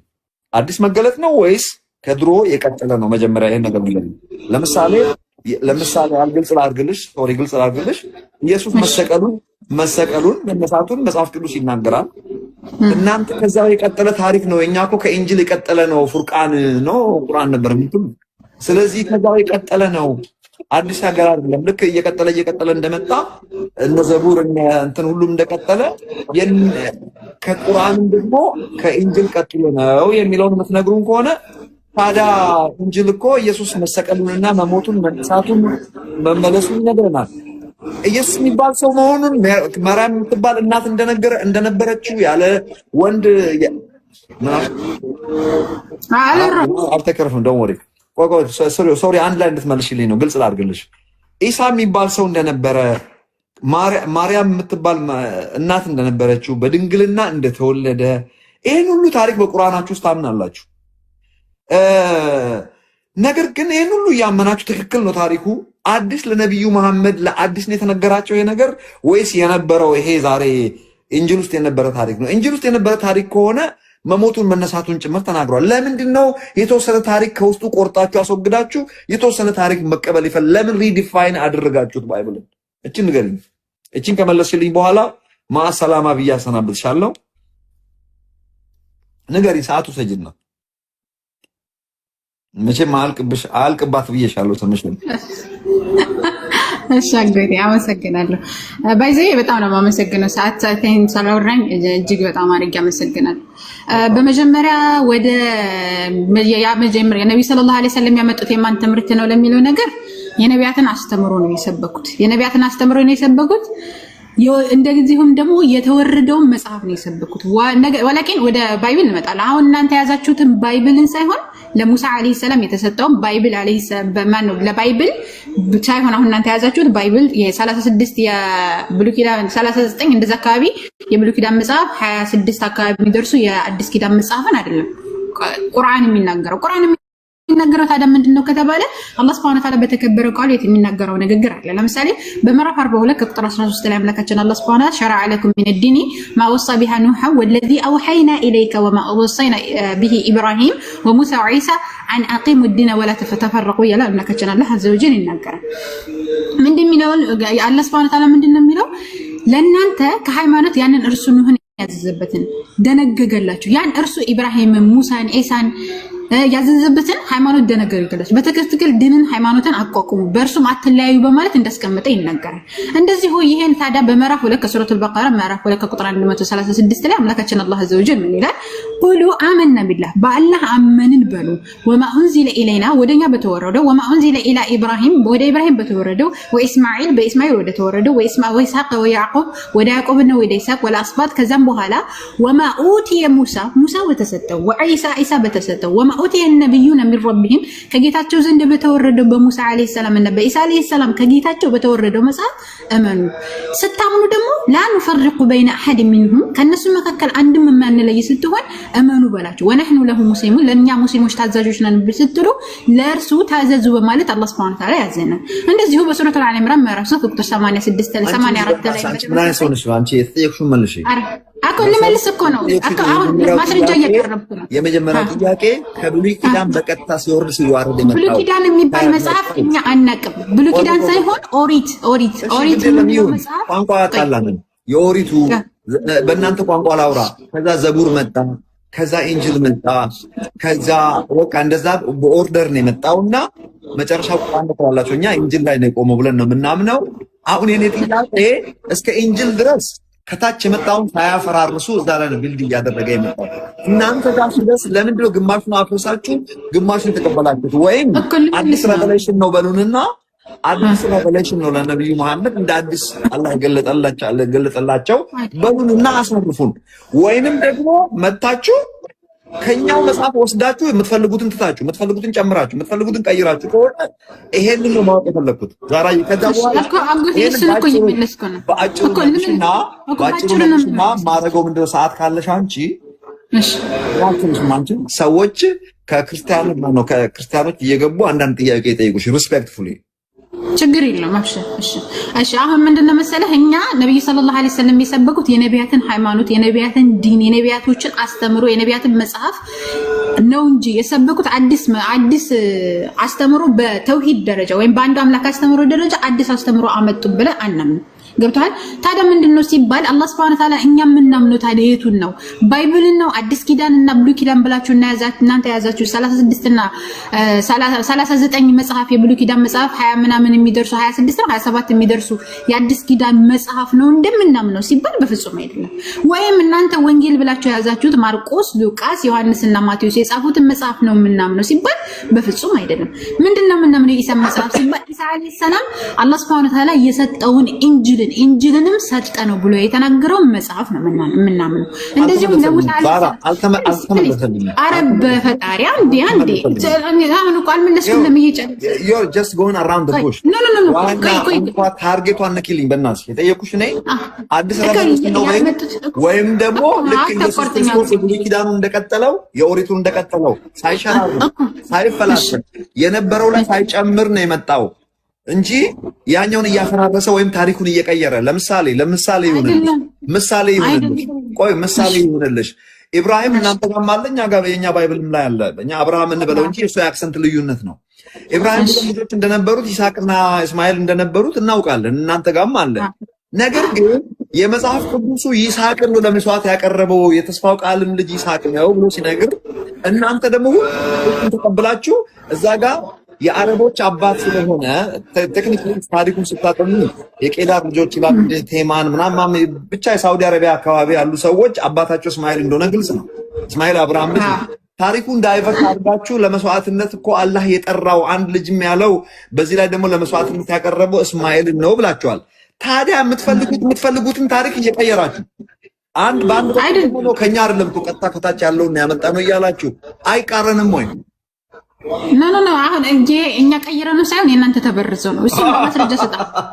አዎ እኛ ቀይረነው ሳይሆን ይኸውልህ ቅድምም እኮ አሁን አንተ አብርሃምን እኮ ዝሙት ሰርቷን ብላ አፍህሙን ስትናገር ነበር አጎቴ። ይሄ በጣም ትልቅ የሆነ ያልኩት ፕሊዝ ልድገመው ስለሚተረጎምና ሰዎች ስለሚቆርጡት ነው ቆይቼ እንኳን ላስተካክላት። የተሰራው ከዝሙት የተለየ ነገር አይደለም። እግዚአብሔር ግን በብሉይ ኪዳን ዘመን ከሰዎች የሚጠብቀው ሁለት ነገር ነው፣ አምልኮተ እግዚአብሔርና ከጣዖት በርቆ መኖርን። ነገሩ ግን ምንም የምናለባብሰው ነገር የለም፣ ደንበኛ ዝሙት ነው። እግዚአብሔር ግን አይቆጥርባቸውም ነበር ነው ሐሳቡ። እሺ ጋይስ እኮ እንመለስ እኮ ነው። ሚስት በሕይወት እያለች ከቤት ሰራተኛ ጋር መተኛት እኔ እኮ መጽሐፍ ቅዱስን የምወደው በዚህ ነው። አብርሃም ስለሆነ አላጭበረበረለትም። አጣው ማለት ልክ ነው ማለት ሙታኛ ነው አይደለም ማሰብ። አሁን ባይብል ላይ አብርሃም ዝሙት ሰራ የሚል ወላሂ የለም። እንደው በተቃራኒው ማለት ነው። በተቃራኒው ያቺ ሴት ሚስቱ እንደሆነች ነው የሚያስቀምጣ። ከፈለክ ማስረጃ ሰጣለሁ። የአብርሃም ይኸውልህ አብርሃም ሚስቱ ተሆነው ዘንድ እንዳለችው ነው እንደሰጠችው ነው የሚያስቀምጠው ሳራ ማለት ነው ሚስቱ እንደሆነች እንጂ አብርሃም ዝሙት እንደሰራ አንድ ማስረጃ የለም ባይብል ራሱ። እንደው ወደ ሰለሞን ስትመጡ ራሱ ሰለሞን ራሱ ዝሙት ሰራ የሚል አንድ ቦታ የለም። እግዚአብሔር ራሱ የወቀሰው በምንድነው? ጣዖት ስላመለከ በነገራችን ላይ ዛራዬ መውጣበት ነገር አጋጥሞኛል። እኔ ሰዎች ጥያቄ እንድጠይቁ ነበር ሐሳቤ። አንዴ ተከለለ ማምጣት ስላለብኝ እዚህ ጋር እስካሁን ነዘነሽን ጨቀጨቅሽ አላጎቴ ባላ የጠየቀውን ብቻ መልስሻል። እኔም አላጎቴ አልመለስኩም። ይችን ብቻ ልመልስ ይችን ብቻ አልመለስኩም። ወላሂ አልመለስኩም። አጎቴ ተው እንጂ ባላ እስካሁን እየሰማሁ። እሺ ሁለት ደቂቃ እሺ አሁን ምንድነው ጠቅላላ ሳደርግላችሁ እስካሁን ድረስ ያላችሁ ክርስቲያን ወገኖቻችን ነገ ከምሽቱ 3 ሰዓት እንዳትቀሩ እሺ። እኛ ምናምን ማስታወቂያ ልትናገር ነው ሰው ወዳጅነት ጥያቄ ነው። እሺ አጎቴ 2 ሰዓት ደቂቃዬን እንዳትወስድብኝ እሺ። አሁን ምንድነው መሰላችሁ እኛ የምናምነው በተውራት ስናምን ሙሳ አለይሂ ሰላም በተሰጠው አመንን ብለን ነው እኛ ምን አላህ Subhanahu Wa Ta'ala በመራፍ 2 ቁጥር 136 ላይ አላህ Subhanahu Wa Ta'ala ቁሉ አመና ቢላህ ወማ ኡንዚለ ኢለና ወማ ኡንዚለ ኢላ ኢብራሂም ወኢስማዒል ወኢስሐቅ ወያዕቁብ ወልአስባጥ ወማ ኡቲየ ሙሳ ወዒሳ ወማ ኡቲየ النبيون من ربهم لا نفرق بين احد منهم ونحن لمسلمون ብለ እንድንናገር ነው የተናገረው። ስለዚህ እኛ የምናውነው ለሙሳ አለይሂ ሰላም ለኢሳ አለይሂ ሰላም ለዳውድ አለይሂ ሰላም የተሰጠው መጽሐፍ እንጂ ክርስቲያኖች አሁን ከጊዜ በኋላ መጥተው ሙሴ ከሞተ ከ1000 ዓመት በኋላ የተጻፈ ኦሪት ተብሎ ወደ ሙሴ የተጠጋ መጽሐፍን እኛ እናምን። ታዲያ እሱ ምን ብለን ነው የምናምነው ሲባል እሱ ተበርዟን ብለን ነው የምናምነው። አላህ Subhanahu Wa Ta'ala በመራፍ 2 ቁጥር 72 ላይ فويل للذين يكتبون الكتاب بأيديهم ثم يقولون هذا من عند الله ليشتروا به ثمنا قليلا فويل لهم مما كتبت أيديهم وويل لهم مما يكسبون ይላል። እነዚያ ልጆቻቸው በልጆቻቸው መጽሐፍን ጽፈው ይህ ከአላህ ዘንድ ነው ለሚሉ ወዮላቸው እያለ ይናገራል። ይህ መጽሐፍ እንደተበረዘ አላህ Subhanahu Wa Ta'ala ይናገራል። ምዕራፍ 5 ቁጥር 13 እንደዚሁም ምዕራፍ 3 ቁጥር 71 ምዕራፍ 2 ቁጥር 75 እና ሰሂህ ቡኻሪ ላይ በግልጽ ያስቀምጣል ማለት ሰሂህ ቡኻሪ ከመውጣትሽ በፊት በቃ ይሄን ተይው ከመውጣትሽ በፊት እንደውም ከመጣሽ ላይ ቀር አንድ ሁለት ጥያቄ አጠራጥራልሽ መልሽልኝ ልጠይቅሽ በደንብ አንተ ያንን ወለ አይነ ቸኩ ያለው ግን ምክንያቱም ልጄ ናና ፒክ አድርገኛለች ስለዚህ ጨርሻለሁ ማስላም ሁለት ጥያቄ እንደው ካገኘሁሽ ላይ ቀር አሁን አንደኛው ጥያቄ እኛ አሁን ክርስቲያን የተባለ በሙሉ ከእስልምና ሃይማኖት ክልል ውጪ የሆነው ሁሉ በሙሉ ጃነት ነው ጃነም ነው የሚገባው? ተናገር። ምን አንቀየምም። ለምሳሌ ለኔ እንደ እስልምና ብትጠይቂ የእስልምናን አስተምሮ ተከትሎ ሰው ጃነት ይገባል ብዬ አላምንም። ጃነም ትገባላችሁ የሚለውን ቋንቋ ግን አልተጠቀምም። ለምንድን ነው አልተጠቀመው? እሱም ፓርት እግዚአብሔር አልፈቀደልኝም። ምን ሰው ምን ቢያደርግ እንደሚድን ተናገር ነው እንጂ ያለኝ ሲኦል ትገባላችሁ የሚለውን ለኛ አልተፈቀደልንም እንደዛ ማለት ነው። ምክንያቱም እግዚአብሔር እሱን ፓርት ለራሱ ብቻ ነው ያዘው። በማንም ላይ መፍረድ እንደማንችል ነው የነገረን። በእናንተ ሃይማኖት አሁን ለምሳሌ እኔ አሁን ክርስቲያን ነኝ፣ ጓደኛሽ ነኝ። ነው ጓደኛ ስልሽ የሶሻል ሚዲያ ማለቴ ነው። እንቀራረባለን። አሁን የት ሜድ ይመስልሻል? አልቀየምሽም። አንተማ መጨረሻህን አላውቅም። አትሰልመህ ልትሞት ትችላለህ። አላህ ይወፍቅህና ያ ረብ እሺ ግን ክርስቲያን ሆነ ከሞት እስከሳ ከተባለ አላህ አዘ ወጀል ነው ልንገርህ። አላህ Subhanahu Wa Ta'ala በክርስትና ነው የሚሞተው። እሺ ኢንሻአላህ ትሰልማለህ። ግን አሁን ሱረቱ ማኢዳ ምዕራፍ 73 ቁጥር 73 ላይ አላህ አዘ ወጀል ምን ይላል? لقد كفر الذين قالوا ان الله ثالث ثلاثه እነዛ ያአላህ ሶስት ናቸው ያሉት ወይም ሶስት ይሄ ስላሴ የሚሉ አካላቶች ካፊር ናቸው ወይም ከሃዲ ናቸው እያለ ይነገራል። እነዚህ ከሃዲ እነዚህ ሱረቱ ማኢዳ 72 ላይ ደግሞ لقد كفر الذين قالوا ان الله هو المسيح ابن مريم አልመሲህ ኢሳ አላህ ነው ያሉ በእርግጥ ካዱ ይላል። እነዚህ አካላቶች ታዲያ የት ነው የሚገቡት ሲባል ጀሃነም ነው። አላህ Subhanahu Wa Ta'ala ያጂ ተመልሶልኛል። እነዚህ ከፈሩ ተመልሶልኛል። ምንም ጊዜ አታባክኝ፣ ጊዜ የለኝም። ብቻ በቃ ጀሃነም ነው የምትገቡት ብለሻል። አይሁድ አንድ አምላክ ነው የሚያመልከው። አይሁድ ኢሳንም አያምንም። አንድ አምላክ ነው የሚያመልከው። አይሁድ ሲሞት የት ነው የሚሄደው? ስላሴ አያምኑም እነሱ ሲጀመር። በኢሳም ኢየሱስ ጌታ ነው ብሎም አያምኑም እነሱ። ሴት ነው የሚሉት። እኛስ ግድ የለም እኛ አለቀልን በእናንተ እና እነሱስ። እሺ ሱረቱ በይነ ላይ አምላካችን አላህ Subhanahu Wa Ta'ala ምን ይላል? ኢነ الذين كفروا እነዚያ የካዱ ሰዎች ምን አህሊ الكتاب ከመጽሐፉ ሰዎች አይሁዶችና ክርስቲያኖች ወልሙሽሪኪን እንደዚሁም ጣዖት አምላኪያን በአጠቃላይ في نار جهنم በጀሃነም ውስጥ ይገባሉ خالدين فيها ዘላለም። እሺ እነሱ ምን አረጉ? እኛስ ጀሃነም እንግባሽኛ አላ ሶስት ነው ብለን ነው አግሪ ከእንጂ ልመልስ ሱረቱ በይነ አይደለም አንዳታር ሐዲስ ቁጥር 52 መልሽልኝ። እኛ ክርስቲያኖች እሺ ይበለን እንግዲህ የለም እኛ ስላሴን እናምነው ኢየሱስ ክርስቶስ ጌታ ነው ብለን ነው እናምነው። በእናንተ ቁርአን መሰረት እኛ ጀሃነም ነው የምንሄደው። ይሁንልሽ። አይሁዶች አንድ አምላክ ነው የሚያመልኩት ኢየሱስንም አያምኑ። እነሱ ጀሃነም ይገባሉ ወይ? አዎ ጀሃነም ነው የሚገቡት። ለምን ተናረጉ? እነሱ ደግሞ ለምን ነው የሚገቡት? አንድ አምላክ ስላመለኩ ብቻ ሳይሆን አንድ ሰው ጀነት የሚገባው አንድ አምላክ ስላመለከ ብቻ ሳይሆን ነቢያትን መቀበል አለበት። ነቢያቶች ለምሳሌ እነሱ ኢየሱስ ክርስቶስን አይቀበሉም፣ ነብዩ ሰለላሁ ዐለይሂ ወሰለም አይቀበሉም። ነብዩ ሰለላሁ ዐለይሂ ወሰለም ደግሞ በሐዲሳቸው በሰሂህ ሙስሊም ሐዲስ ቁጥር 153 ላይ ምን ይላሉ? ወለዚ ነፍሲ በሙሐመድ ቢየዲ በሙሐመድ ነፍስ ነፍሱ የሙሐመድ እጅ የሙሐመድ ነፍስ በእጁ በሆነችው ጌታ በአላህ እምላለሁ ላ ዩስሚዑ ቢ አሐድ አንድም ሰው እኮ ስለ ነብዩ መሐመድ ሰለላሁ ዐለይሂ ወሰለም አይሰማም። ሚን هذه الامه ከዚህ ኡማ ይሁዳም ቢሆን ወላ ነስራኒ ወይም ደግሞ ክርስቲያንም ቢሆን ثم يموت ከዛ ከሞተ ወለም يؤمن بالذي ارسلت به እኔ በተላኩበት ካላመነ ኢላ ካነ ሚን አስሐብ النار። በቃ ይሁንሽ። ተመልሶልኛል። ተመልሶልኛል። ሳታጣቃቂ በቃ ተመልሶልኛል። ጁም አይሁድም ክርስቲያንም በአጠቃላይ ድሮ መጀመሪያ ያልሽው 3 ስላላችሁት ኢየሱስን ደግሞ በጌታ ነው ስለምትሉ በዛ ብለሽ ነበር ለክርስቲያኖች። እሺ ተቀበልሽ ይሁን። ክርስቲያኖች ጁ አንድ አምላክ አይደለም የሚያመልከው ኢየሱስንም እኮ ጌታ ነው አይልም መስልሽ ወሬቨር እነሱ ደግሞ እስልምና ስላልተቀበሉ ብለሻል። እሺ ይሁንልሽ። እንትን ኢየሱስን የማይቀበሉም እንትና እንደዚሁ ነብዩ ሰለላሁ ዐለይሂ ወሰለም ስለማይቀበሉ ነብያቶችን ደግሞ ማመን ግዴታ ስለሆነ አንድ ሰው ከእምነት መሰረት አንዱ ሰው ነው። እሺ ሌላ ጥያቄ ነው የምጠይቅሽ። እኔ አሁን ክርስቲያን ነኝ። ሐዋርያ ጳውሎስ የሚባለውን ሰውዬ ጥልት ባረገው ባይመቸኝ ወይ ጴጥሮስን ኢየሱስ ክርስቶስ ጌታ ነው ብዬ ካመንኩ ትክክል አይደለሁም ነው እንጂ ሲኦል ያስገባኛል ማለት አይደለም። አንድ ሰው ለምሳሌ አንድ ሰው ባይመቸኝ መጽሐፍ ቅዱስ ውስጥ ያ ግለሰብ አካሄዱ ምናምን በቃ ይሰውዬ አልተመቸኝም አልኩ ማለት ሲኦል ያስገባኛል ማለት አይደለም። ሙሴ አልተመቸኝም ብትል ገነት ትገባለህ? አዎ ምን ኢየሱስ ላይ ብቻ ነው ቀልድ የሌለው። ሙሴን አልቀበልም እያልኩሽ አይደለም። እኔ አንድ ሰው የሙሴ ላይ ጥያቄ ቢኖርበት ሙሴ ከሃዲ ነው ብትል ለምሳሌ አይደለም ሙሴ አብርሃም ላይ ጥያቄ ቢኖርበት ሲኦል አይገባም። ጥያቄ ቢኖርበት ላይ አቋሙ ልክ እስከሆነ ከሃዲ ነው ብለህ ብታምን ከሃዲ ነው ሙሴ ከሃዲ ነው ብለህ ብታምን አንተ ክርስቲያን ትሆናለህ። ሙሴ ከሃዲ ነው ኦሪጂን የእግዚአብሔር ሰው ከሆነ ሙሴ ከሃዲ ነው ማለት አይችልም። አንድ ክርስቲያን ነው ስለምን ሙሴ እግዚአብሔር ሰው ነው እንዴት እንደዛ ይላል? በሆነ አጋጣሚ ግን አይሁዶች ምን ብለው ነው የሚያምኑት ታዲያ? አይሁዶች እኮ በሆነ አጋጣሚ አንድ አይሁዳዊ የሆነ ሰው ሙሴን መቀበል አቅቶት ኢየሱስ ክርስቶስ ላይ ግን ያለው አቋም ልክ ከሆነ ከመንግስተ ሰማያት አያስቀረውም። ግን ህይወቱ ትክክል አይደለም። ያንን ሰው አለመቀበሉ ነው እንጂ ለጀነራል ካውንስል ኦፍ ዘ ወርድ ኦፍ ጋድ ነው እንጂ መንግስተ ሰማያት መግቢያው ሙሴን ውደድ አትውደድ ሳይሆን ኢየሱስ ክርስቶስ በትክክል ስለሚያጣት ውድ ህይወቱን አሳልፎ ሰጥቷል።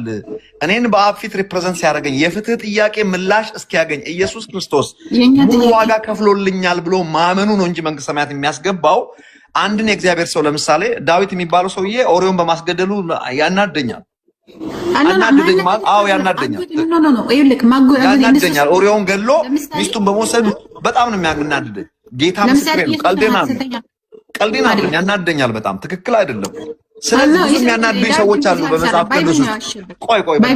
ቆይ ተራ እናውራ። ብዙ የሚያናድዱኝ ሰዎች አሉ በባይብል ውስጥ ባደረጉት ነገር። ለምሳሌ ጌዲዮን የሚባለው ሰውዬ ጥሩ መጥቶ መጨረሻ ላይ ጣዖት በጣም ነው የሚያበሽቅ። በጣም ብሽቅ የሆነ ሰውዬ ነው ማለት ነው እንደዛ በማድረግ አስተግፍሩላህ። ትክክል ያልሆነ ነገር እንዴት ጣዖት ያመልካል? እንዴት እግዚአብሔር ሰው እንዴት በነቢያቶች ላይ የተዋሸ ውሸት ነው። ባይብል ነው ውሸት አይደለም። ውሸት አይደለም። በትክክል እግዚአብሔር ስንት ነገር አድርጎለት ሄዶ አሁን ሳምሶንን የሚያክል ሰውዬ ቆይ ጣልቃ እናገብብኝ። ሳምሶን እኛ መልካሙ ጎናቸውን ነው እንጂ የምንወስደው አንዳንድ የሚያሳፍር ነገር ያደረጉትን ግን ባይብል ያልደበቀላቸውን ስደብቅላቸው አልገኝም። ትክክል ነው ወይ? ነውረኛ ነገር ነው። መጽሐፍ ቅዱስ እኮ የምንወደውም ራሱ በዚህ በኩል ነው። እኛ ሰዎች ዋና ተመልከቼ ስንት ነገር አሁን ሰለሞን ቅድም ተነጋግረናል። እግዚአብሔር ዊዝደም ሰጥቶት ያን ሁሉ አድርጎለት ካልጠፋ ከፈርዖን ቤት ሚስት ማግባቱ አልበቃ ብሎ የእግዚአብሔርን መሰዊያ አንስቶ የጣዖት መሰዊያ ካልጠፋ ቦታ ቤተ መቅደስ ውስጥ ሄዶ የደነቀረ ስንፍናን ያደረገ ሰው ነው። ይሄን መጽሐፍ ቅዱስ አልደበቀለትም፣ እኔም አልደበቅለትም። ትደግፋለህ ወይ? በጣም የሚያናድር ነገር ነው ያደረገው። ይሄን ልሸፍን ትፈልጊያለሽ? ኢየሱስ ጋር ሲመጣስ ኤው በዚህ ብትገልጪ በዚህ ብታገላብጪው በህይወት ቢሆን በቃል ቢሆን በአስተሳሰብ እንከን የማይወጣለት እሱ ነው መዳኛው። ሌሎቹማ ስንት ነገር ዳዊት እኮ አልኩሽ ሰው ገሎ ሚስት የወሰደ ሰውዬ እና ይሄን እንድደብቅ ትፈልጊያለሽ? ዳዊትን ግን እቀበለዋለሁ፣ ስራውን አልቀበልም። አብርሃምን እቀበለዋለሁ፣ ወደ ገረድ መግባቱን አልቀበልም።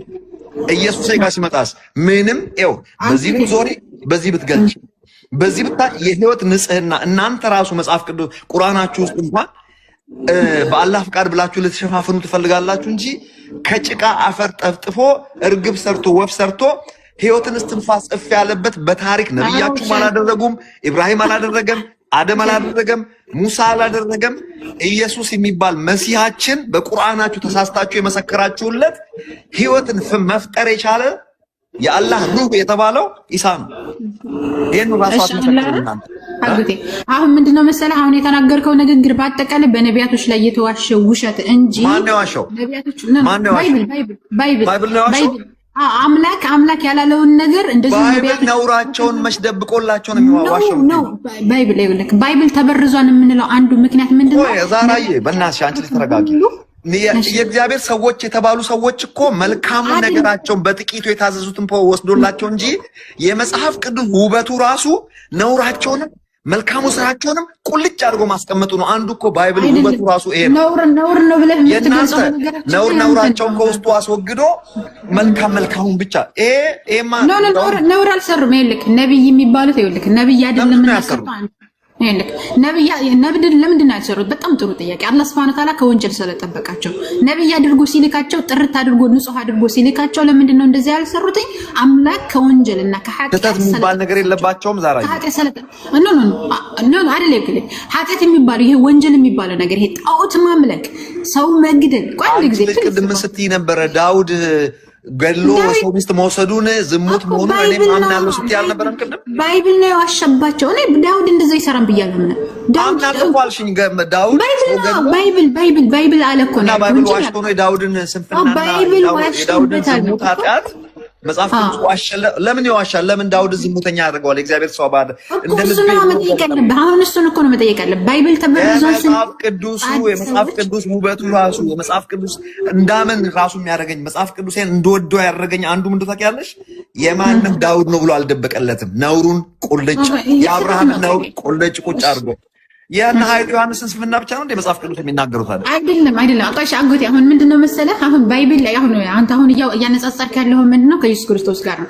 ኢየሱስ ክርስቶስ በመጀመሪያ ደረጃ የኖረው 33 ዓመት ነው። ከነ ዳዊት ጋርም ሊወዳደር አይችልም። ምክንያቱም እነ ዳዊት መንግስት ሆኖ ሲያስተዳድሩ እንደው ተሳሳቱ እንኳን ቢባል በባይብል ደረጃ ተሳሳቱ እንኳን ብለው ቢነገሩ ማለት ነው እነዛን ስህተቶች ኢየሱስ ደጋግሞ ሊሳሳታቸው የሚሳሳታቸው ስህተቶች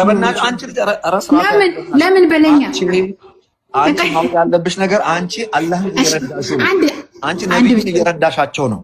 ለምን በተቻለ መጠን ቁርአን ላይ የነቢያቶቹን ስንፍና ከውስጡ አውጥታችሁ ጥሩ ነገሮች ነቢያት በሙሉ ፐርፌክት የማይሳሳቱ አድርጋችሁ ያውም ደግሞ እኮ ሰለሞን ነብይ ነው። ሎጥ አይደለ እንዴ? ከሁለት ልጆቹ ሰክሮ አላህን የሚያክል ነገር ሰክሮ በእናንተ ይመስከር። ባይብል ዋሽቷል። ምን ነው ለዚህ ነው ባይብል ተበርዟል። ባይብል ስለታው በረዘ ነው እንጂ ሉጥ ይሄንን አልሰራም። ከሴት ልጆች ሎጥ የማይሳሳት እንትን ነው እንዴ? የማይሳሳት ኤንጅል ነው። እሺ እግዚአብሔር ለምንድን ነው አብርሃም እንትና ማን ነው ዳዊትን ማለት ነው የፈርዖን ሚስት ከማለቱ ከመድፈሩ ውጪ ሌላው ነገር ምንም መጥፎ ነገር ሰርቶ አያውቅም ጻድቅ ነው ብሎ የተናገረው ለምንድን ነው? የሎጥ ሚስት የማን ሚስት ነው የደፈረው?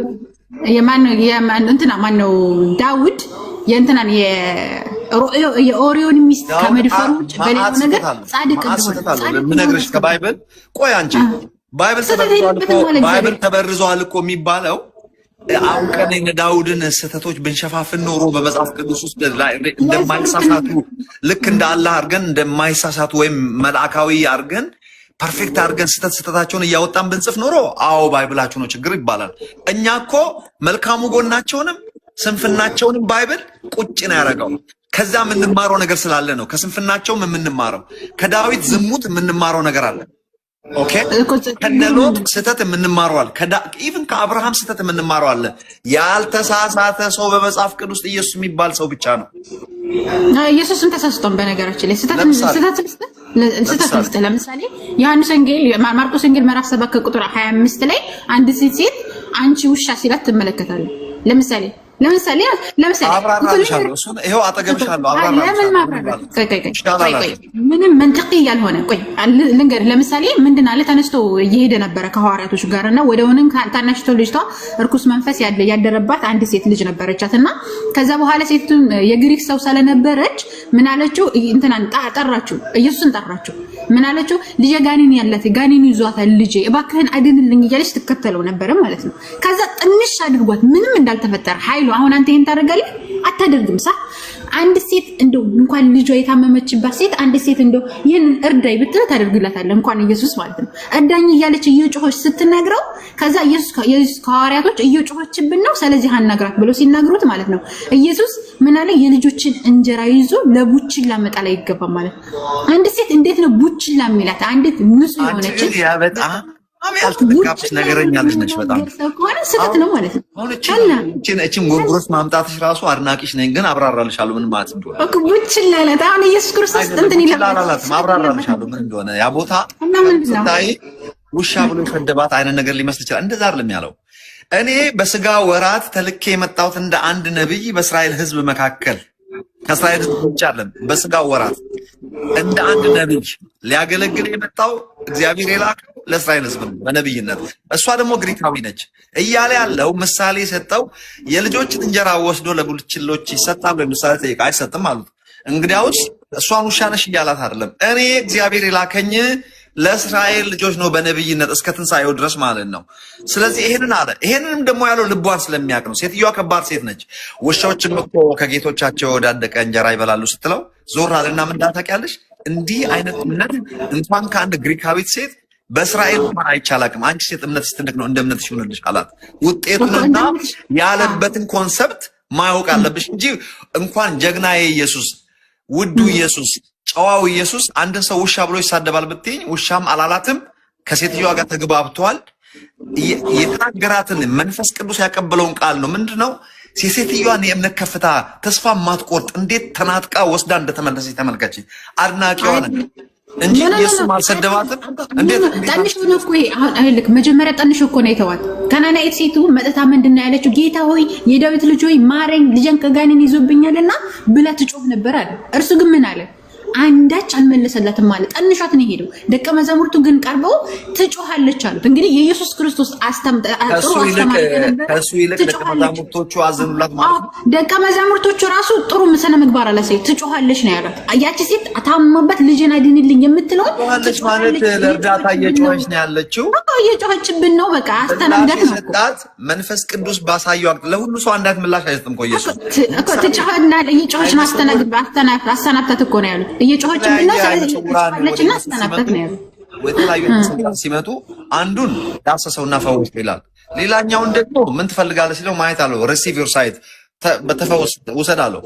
አንዱን ደግሞ እና ጭቃ ቀብተህ ታጠብና ወርኪንግ የሚባል ነገር አለ። ዛራኝ እግዚአብሔር ባሳየው አቅጣጫ ነው ኢየሱስ የሚንቀሳቀሰው። ስለዚህ ሴትዮ እምነቷን ጎልጉላ አውጥታ እንድትጠቀምበት የሚያደርግ የጥበብ ቃል ነው የነገራት። ዳስ ዋይ ሴትዮዋ የጥበብ አይደለም የሄደበት መንገድ ግን በጣም ትክክል አይደለም። አላላትም እኮ ውሾች አንድ ታራስ የሚባል ሰው እንኳን ራሱ አለ የማይለውን ነገር ነው ያደረገው ማለት ነው። ክፍሉን አንብቤዋለሁ ወላሂ ምን ለማለት ዛራዬ ያላት ምን መሰለሽ እኮ ክፍሉን ላንብብልህ አጎቴ። ታንክ ዩ ሶ ማች ጋይስ። ያ ክፍሉን ምን አነበበሽ? እኔ እኮ አውቀዋለሁ። ምንም ጥያቄ የለኝም። እባክህን ልጄ ታሟል፣ ልጄ እንደዚህ ይዟታልና እባክህን እርዳኝ ብላ ስትጮህ ዞር አለና ኢየሱስ ምንድን ነው ያለው? አልዞርም ትቷት ነው ሄደው። አልዞርም አንብቢ፣ ደስ ይበልሽ። እሺ አንብቢ እኮ ትቷት ነው ሄደው። ይኸውልህ ዮሐንስ ማቴዎስ አንብቢ፣ ደስ ይበልሽ። ሰዓት ለመቆጠብ ኢየሱስ ከዚያ ወጥቶ ጴጥሮስ ወደ ሲዶም አገር ሄደ። ማነው ጢሮስ እና ወደ ሲዶም ሀገር ሄደ።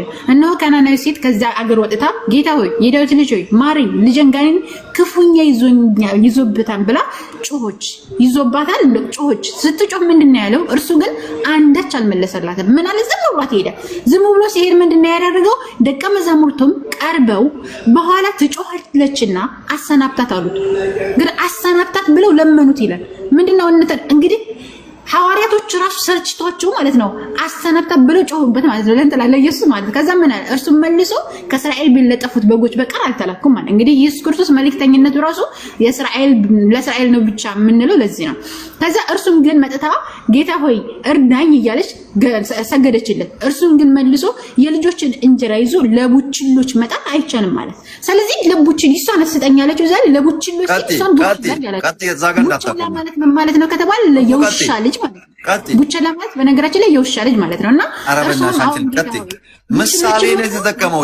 የጌቶችን የልጆችን እንጀራ ለቡችላ መስጠት ይቻላል ወይ? መልሱ አይቻልም ማለት ነው። ልጆችና ማን ናቸው? ልጆችና ማን ናቸው? እስራኤላውያን ናቸው። ይሷ እነሱ ደግሞ ምንድነው? ይሷ ምንድናት? ቡችላ ናት። የቡችላ የውሻ ልጅ ናት። ይሷ ምሳሌ ነው የተጠቀመው። ዛራዬ ያው ስላይ እንግዲህ እዚህ ጋር ለቡችልስ መጣል አይቻልም ማለት ነው። ነው መነጋገር ዝም ብሎ ሰዓት መብላት ነው። አንድ የመጨረሻ ጥያቄ ልጠይቅሽና ልሂድ። ደጋገኝ የመጨረሻ ጥያቄ እናንተ እና ኢየሱስ ንጹህ አይደለም። ለማንኛውም እሺ ቀጥል። ንጹህ አይደለም ነው አለ ኮንክሉዥንሽ። በስምናም ሆነ በየትኛውም ነቀፋ የማይወጣለት ተሳስቶ የማያቅ ይሄውና ቢሆን ራሱ የምትሆን ስላጣሽ ራሱ ይሄንን የጠቀስሽው ይሄ ደግሞ ስድብም አይደለም። ሴትዮዋ እምነቷን አውጥታ እንድትጠቀም የሚያደርግ ፒንግ እንትን ያደረጋት ነካቶ እምነቷን ያወጣት ከውስጧ እምነት። ከዛ ጀግና ነው ሴትዮዋ። እንደ እምነትሽ ይሁንልሽ። እምነትሽ ትልቅ ነው። በእስራኤል እንኳን እንዲህ አይነት እምነት አይቻላቅም። በአድናቆትና በክብር የምትፈልገውን ሌሎች ሳያገኙ ተናጥቃ ነው ይዛ ሄደችው። ይሄንን ለማድረግ እንጂ ወደዚህ ከፍታ ላይ ያመጣት እንጂ እምቢ ሊላት አይደለም። በእርግጠኝነት ደግሞ በስጋ ወራት ለእስራኤል ብቻ ነው የተላከው ለነብይነት። ከሞቱና ከትንሳኤ በኋላ ነው ዓለም አቀፍ የሆነው። አሁን ተመልሶልኛል። በቃ ታዩ ይሄን እዚህ ጋር ጊዜ አናጠፋም። ታዩ ሐዋርያቶች ስላስቸገሩት ነው እሱ ራሱ የመለሰላት እንጂ ሌላም ስህተት አለበት። በይዘው በባይብል መሰረት በእናትሽ ታዩ ይሁንልሽ። አሁን ይሄ እንዳለ ሆኖ ሌላ የምጠይቀው ዋናው የመጨረሻ ጥያቄ ማለት ነው እስልምና 500 400 ዓመት ከክርስትና ያንገር ነው ወጣት ነው። ከ400 ዓመት ከ500 ዓመት በኋላ ነው እስልምና የመጣው ከክርስትና በኋላ። you guys are younger than Christianity for 500 years። ስለዚህ ይሄን እናንተም ታምናላችሁ። የነብዩ መሐመድ ልደት የዛሬ 1500 አካባቢ ነው። አመቱን አናቱ ላይ እርግጠኛ አይደለሁ። አመናችሁ ባላመናችሁም በታሪክም በምንም ሂስትሪም እኮ አለ እስልምና የ1500 ዓመት እድሜ ብቻ እንዳለው ምንም ይሄ ማንም ያውቃል። ክርስትና ስንት ዓመት እድሜ ያለው ከቢባል ምንም እኛ አንክድም። ክርስትና 2000 ዓመት እድሜ ነው ያለው። ከዛ በፊት ምን ነበረ? አምልኮተ እግዚአብሔር ነበረ አውቃለሁ፣ በአይሁድ ህግ ማለት ነው።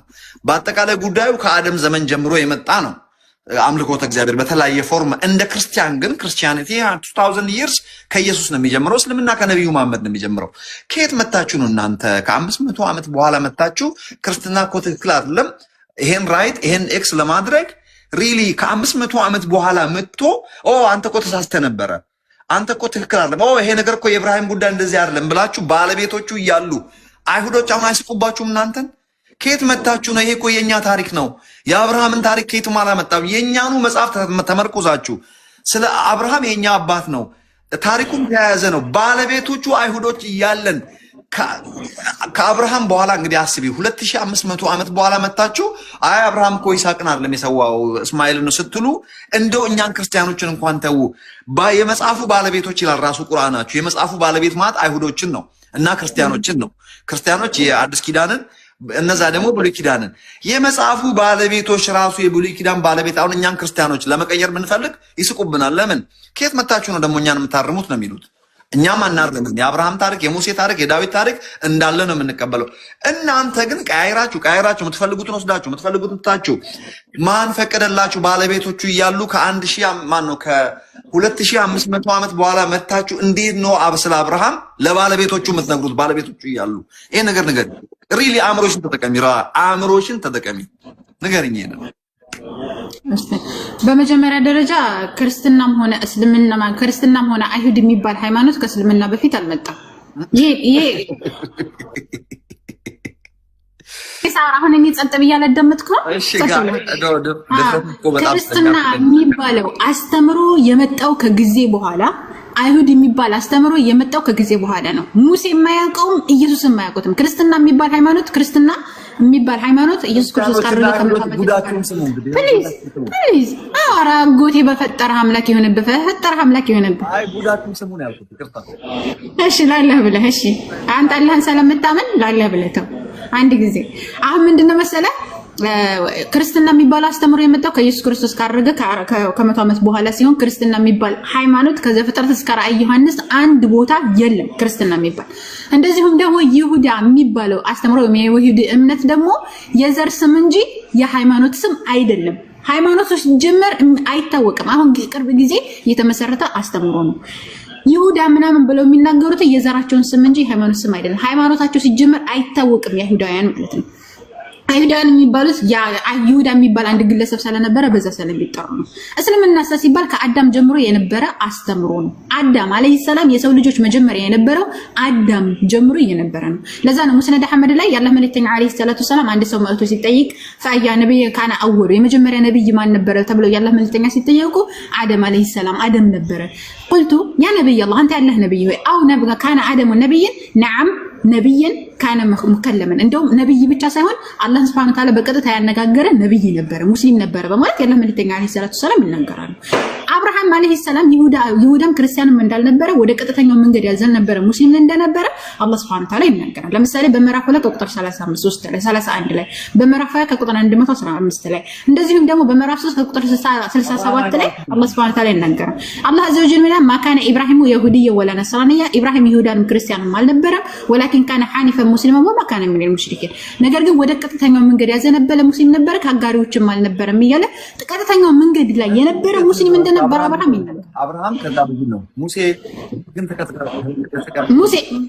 ሙሳ አለይሂ ሰላም ደግሞ በምዕራፍ 10 በሱረቱል ዩኑስ ምዕራፍ 10 ከቁጥር 84 ላይ ወቃለ ሙሳ ያ ቀውሚ ህዝቦች ሆይ አለ ሙሳ አለይሂ ሰላም እንኩንቱም አመንቱም ቢላህ በአላህ የምታምኑ ከሆነ ፈዐለይሂ ተወከሉ በአላህ ላይ ተመኩ እንኩንቱም ሙስሊሞች እንደሆናችሁ በማለት ሙስሊም እንደነበረ ሰዎችን ሙስሊም ሆኖ ብሎ እያዘዘ እንደነበረ ያስቀምጣል ማለት ነው። ኢሳ አለይሂ ሰላም ኢየሱስ ክርስቶስ በብሉይ ኪዳን ዘመን ሙስሊሞች ነበሩ እኮ እያለች ነው ትልጅ። ሙስሊሞች ነበሩ እኮ ነው ማለት። እንደዚሁም ደግሞ ኢሳ አለይሂ ሰላም ራሱ ኢየሱስ ክርስቶስና ሐዋርያቶቹ ተከታዮችም ራሱ ሙስሊሞች እንደነበረ ይናገራል። ለምሳሌ ኢየሱስ ክርስቶስም ሐዋርያትም ኢየሱስም ሐዋርያቱም ሃይማኖቱም ነበር ሙስሊም ነበሩ። ለምሳሌ ምዕራፍ 3 እኮ ማስረጃ እኮ አለ። አሁን ችግሩ ክርስቲያኖች ክርስትና የኛ ሃይማኖት ክርስትና ነው በፊት የነበር ማስረጃ የለም። እኛስ ማስረጃ ምዕራፍ 3 ሱረቱል አሊ ኢምራን ምዕራፍ 3 ከቁጥር 52 ላይ አምላካችን አላህ Subhanahu Wa Ta'ala ምን ይላል? እንደዚሁ በሱረቱል ማኢዳ ምዕራፍ 5 ከቁጥር 111 ላይ ምን ይላል አምላካችን አላህ ወኢዝ አውሂቱ ኢለል ሐዋሪይን ወደ ሐዋርያቶች ወህይን ወይም ግልጠተ መለኮቴን ባወረድኩ ጊዜ አን አሚኑ በኔ እመኑ ወቢረሱሊ በመልእክተኛዬም እመኑ ብዬ ባዘዝኳቸው ጊዜ ቃሉ አመና ወሽሀድ ቢአንና ሙስሊሙን እኛም ማመንን ሙስሊሞች መሆናችንን መስክር በሉ በማለት ይናገራል። ስለዚህ አይሁድ እንትኖች ሐዋርያቶች ምን ነበሩ? ሙስሊሞች ነበሩ። ኢሳ አለይሂ ሰላም ምን ነበረ? ሙስሊም ነበር። የሰበከው ምንድነው? እስልምና ነው። ለዛ ነው አላህ አዘ ወጀል በምዕራፍ 3 ከቁጥር 52 ላይ ፈለማ አሐሰ ዒሳ ሚንሁሙል ኩፍር ኢሳ አለይሂ ሰላም ከነሱ ክህደትን በተሰማው ጊዜ ቃል መን አንሳሪ ኢለላህ ወደ አላህ ረዳት ማን ነው ባለ ጊዜ ቃል الحواريون نحن انصار الله آمنا بالله واشهد بأننا مسلمون እኛ ሙስሊሞች መሆናችንን መስክራሉ እያለ ሙስሊሞች እንደነበሩ ይናገራል። ሲቀጥል አይሁዶችና ክርስቲያኖች እያለ ይጠራል። የመጽሐፍ ሰዎች እያለ ይጠራል ብለህ ለተናገርከው ነገር አይሁዶችና ክርስቲያኖችን ብሎ ሲገልጽ ቁርአን ማለት ነው። ከሱረቱል በቀራ እስከ ሱረቱል ነስ ድረስ መመልከት ማለት ነው። ከሱረቱል ፋቲሃ እስከ ሱረቱል ነስ ድረስ መመልከት ትችላለህ። የመጽሐፉ ሰዎች ብሎ አምላካችን አላህ Subhanahu Wa Ta'ala ስህተት እንደሰሩ ነው የሚገልጸው። ለምሳሌ አላህ አዘ ወጀል በሱረቱል በቀራ ላይ ምዕራፍ 2 ቁጥር 7 ላይ ፈወይሉ ለለዚነ የክቱቡነ الكتاب بأيديهم ثم يقولون هذا من عند الله ያለ ስህተት እንደሰሩ ነው የሚያስቀምጠው። እሺ ወአለይኩም ሰላም ድምጽህ ታፍኗል አግቴ አትሰማም። አሁን ደግሞ ቀላል ጥያቄ ልጠይቅሽ። ያሁን ጥያቄ የምትመልሺው ከአይሁድና ከክርስትና ግዴታ መቀበል እንኳን መቼም እናንተ ካፊር የሆናችሁ ስለሚመስላችሁ አትቀበይም፣ እሱ ግድ የለም። ግን ከሁለቱ ግዴታ ቢሆንብሽ የቱን ትመርጫለሽ? ከአይሁድ ከክርስትና? እኔ አልቀበልም። አላህ Subhanahu እንደዚህ አይነት ምርጫ ሲጀመር እንደዚህ አይነት ምርጫ ውስጥ እስልምና አላስገባውም። እኔ አላህ Subhanahu Wa Ta'ala እስልምና ላይ ይግድ እኔ አላህ Subhanahu Wa Ta'ala እንደዚህ አይነት ጨለማ ይጠብቀኝ። እንዴት ነው አንድ ሰው ልክ ለምን ትፈሪያለሽ? የሚጣበቅብሽ እኮ ነገር የለም። እሺ እናንተ ሁሉ ነገር እኔ ሲጀመር የሚመረጥ ውስጥ አይደለሁማ። እኔ ቀጥተኛው መንገድ ነው የነቢያት ሃይማኖት ላይ እኮ ነው ያለው። ሐሳቤን ቀይሬያለሁ። እሺ ከሁለቱ ግን ከክርስትናና ከአይሁድ እንደው ትንሽ ወደኛ ይቀርባል ብለሽ የምታስቢው ወደ እናንተ የትኛው ነው? ሁለታችንም ልክ አይደለም ለእናንተ። ነገር ግን እንደው ላይክ በእንትን ደረጃ ወደ እስልምና አስተሳሰብ ቀረብ ይላል የምትይው ከሁለቱ? ወደ እስልምና አስተሳሰብ ቀረብ ይላል ብዬ የማስበው እንትና ነው አይሁዶች ይሻላሉ ከእናንተ። እናንተ እኮ ጭራሽ ሶስት አካላቶችን እኮ ነው ኢየሱስ ክርስቶስን ታመልካላችሁ እናንተ። እነሱ ደግሞ ኢሳን ነብዩን ኦሬዲ ገለውታል፣ አይፈልጉትም። እንደንትን የሚቆጥሩ ችግር አለ። ባስተምሮ ነው የምልህ እንጂ ይሄ በክፉነት ምናምን ከሆነ አይሁዶች ክፉ ናቸው፣ ክርስቲያኖች ይሻላሉ በደግነት ማለት ነው። ወላኪን ደግሞ በእንትን ከሆነ ባስተምሮ ደረጃ ከሆነ ግን ቀረብ የሚሉት ከእስልምናው ጋር የሚሄዱት አይሁዶች ናቸው እንጂ ክርስቲያኖች በጣም ድንበር አልፎ ጣዖት አምላክ ላይ እንዳላቸው ነው የምናምነው። አሁን ደግሞ ቀላል ጥያቄ፣ አንቺ አሁን ብትሞቺ ጀነት ወይስ ጀሃነም? እኔ ሙስሊም ሆኜ ከሞትኩ ጀነት እንደምገባ ምንም ጥርጥር የለውም። አላህ Subhanahu Wa Ta'ala ሙስሊም አድርጎ እንድገለል ዱዓ አድርግልኝ። እርግጠኛ ነሽ? ሙስሊም ሆኜ ከሞትኩ ምንም ጥርጥር የለውም እኮ ነው የምልህ። አንድ ሰው ሙስሊም ሆኖ ከሞተ ምንም ጥርጥር ታፍናል እኮ አጎቴ። ሙስሊም ከሞት አንቺ እኮ ነግረሽኛል ለዘላለም ሙስሊም እንደምትሆኚ። እንደ አንድ ሙስሊም ነው የሚጠየቅኩሽ። አሁን ለምሳሌ ሙስሊም ነሽ ራይት ናው፣ አሁን ብትሞቼ ነው የምትሄጂው። ምሳሌ ነው። ሙስሊሞች ከሞት ጀነት ነው፣ ምንም ጥርጥር የለውም። አላህ ሱብሓነሁ ወተዓላ አላህ ዘወጀል በሱረቱል ሙእሚኑን ቁጥር 1 ላይ ቀድ አፍለሐል ሙእሚኑን ምእመናን ጀነት ግማናን ነው ምእመናን ነፃ ወጡ ዳኑ ይላል። ስለዚህ ድነናል ብለን እናምናለን። የአላህ መልእክተኛ አለይሂ ሰላቱ ወሰላም መን ሸሂደ አን ላ ኢላሀ ኢለላህ ደኸለል ጀነት ከአላህ በስተቀር በሐቅ የሚመለክ አምላክ የለም ብሎ የሞተ ሰው ጀነት ገባ ብሏል። ተመልሶልኛል። እኔም ብትጠይቂኝ ክርስቲያን ሆኜ ብሞት አሁን በሞት መንግስተ ሰማያት ነው መገባው ብዬ ነው የማምነው። እኔ አሁን እርግጠኛ መሆኑ ራይት ናው በሞት ቀጥታ መንግስተ ሰማያት ገባለሁ ብዬ የማምንበት ምክንያት አለኝ። ብትጠየቅ የማወራው ነገር አለኝ። እኔ መንግስተ ሰማያት ስለመግባቴ ማረጋገጫዬ ስራዬ አይደለም። የፈለገ ጥሩ ሰው በሆን የአላህን ጽድቅ ስታንዳርድ ማሟላት እችላለሁ ወይ? አላህ ስለ እንግዲህ በመጽሐፍ ቅዱስም አረብኛውም አላህ ስለሚል ስም ባዘር አያደርገኝም እኔ ወይም እግዚአብሔር ማለቴ ነው። ኦኬ የእሱን የጽድቅ ስታንዳርድ ማሟላት አልችልም። ማሟላት ስለማልችል በእግዚአብሔር ጸጋ በክርስቶስ ኢየሱስ ሞትና ትንሣኤ በተከፈለልኝ ክፍያ በእዛ ሪፕሬዘንታቲቭ ሆኜ ነው ጸድቃለሁ ያልኩት እንጂ በራሴ ጽድቅ አይደለም። እኔ ሃዋዩ እናንተ ክርስቶስ ኢየሱስ ሞቶልናል በጸጋ መዳን የሚባል ነገር አለ ብላችሁ አታምኑም። በስራችን ነው ምንድነው አላህ ጀጅ የሚያደርገን እንደየስራችን ነው ብላችሁ የምታምኑ ከሆነ ዛራ አዩ ፐርፌክት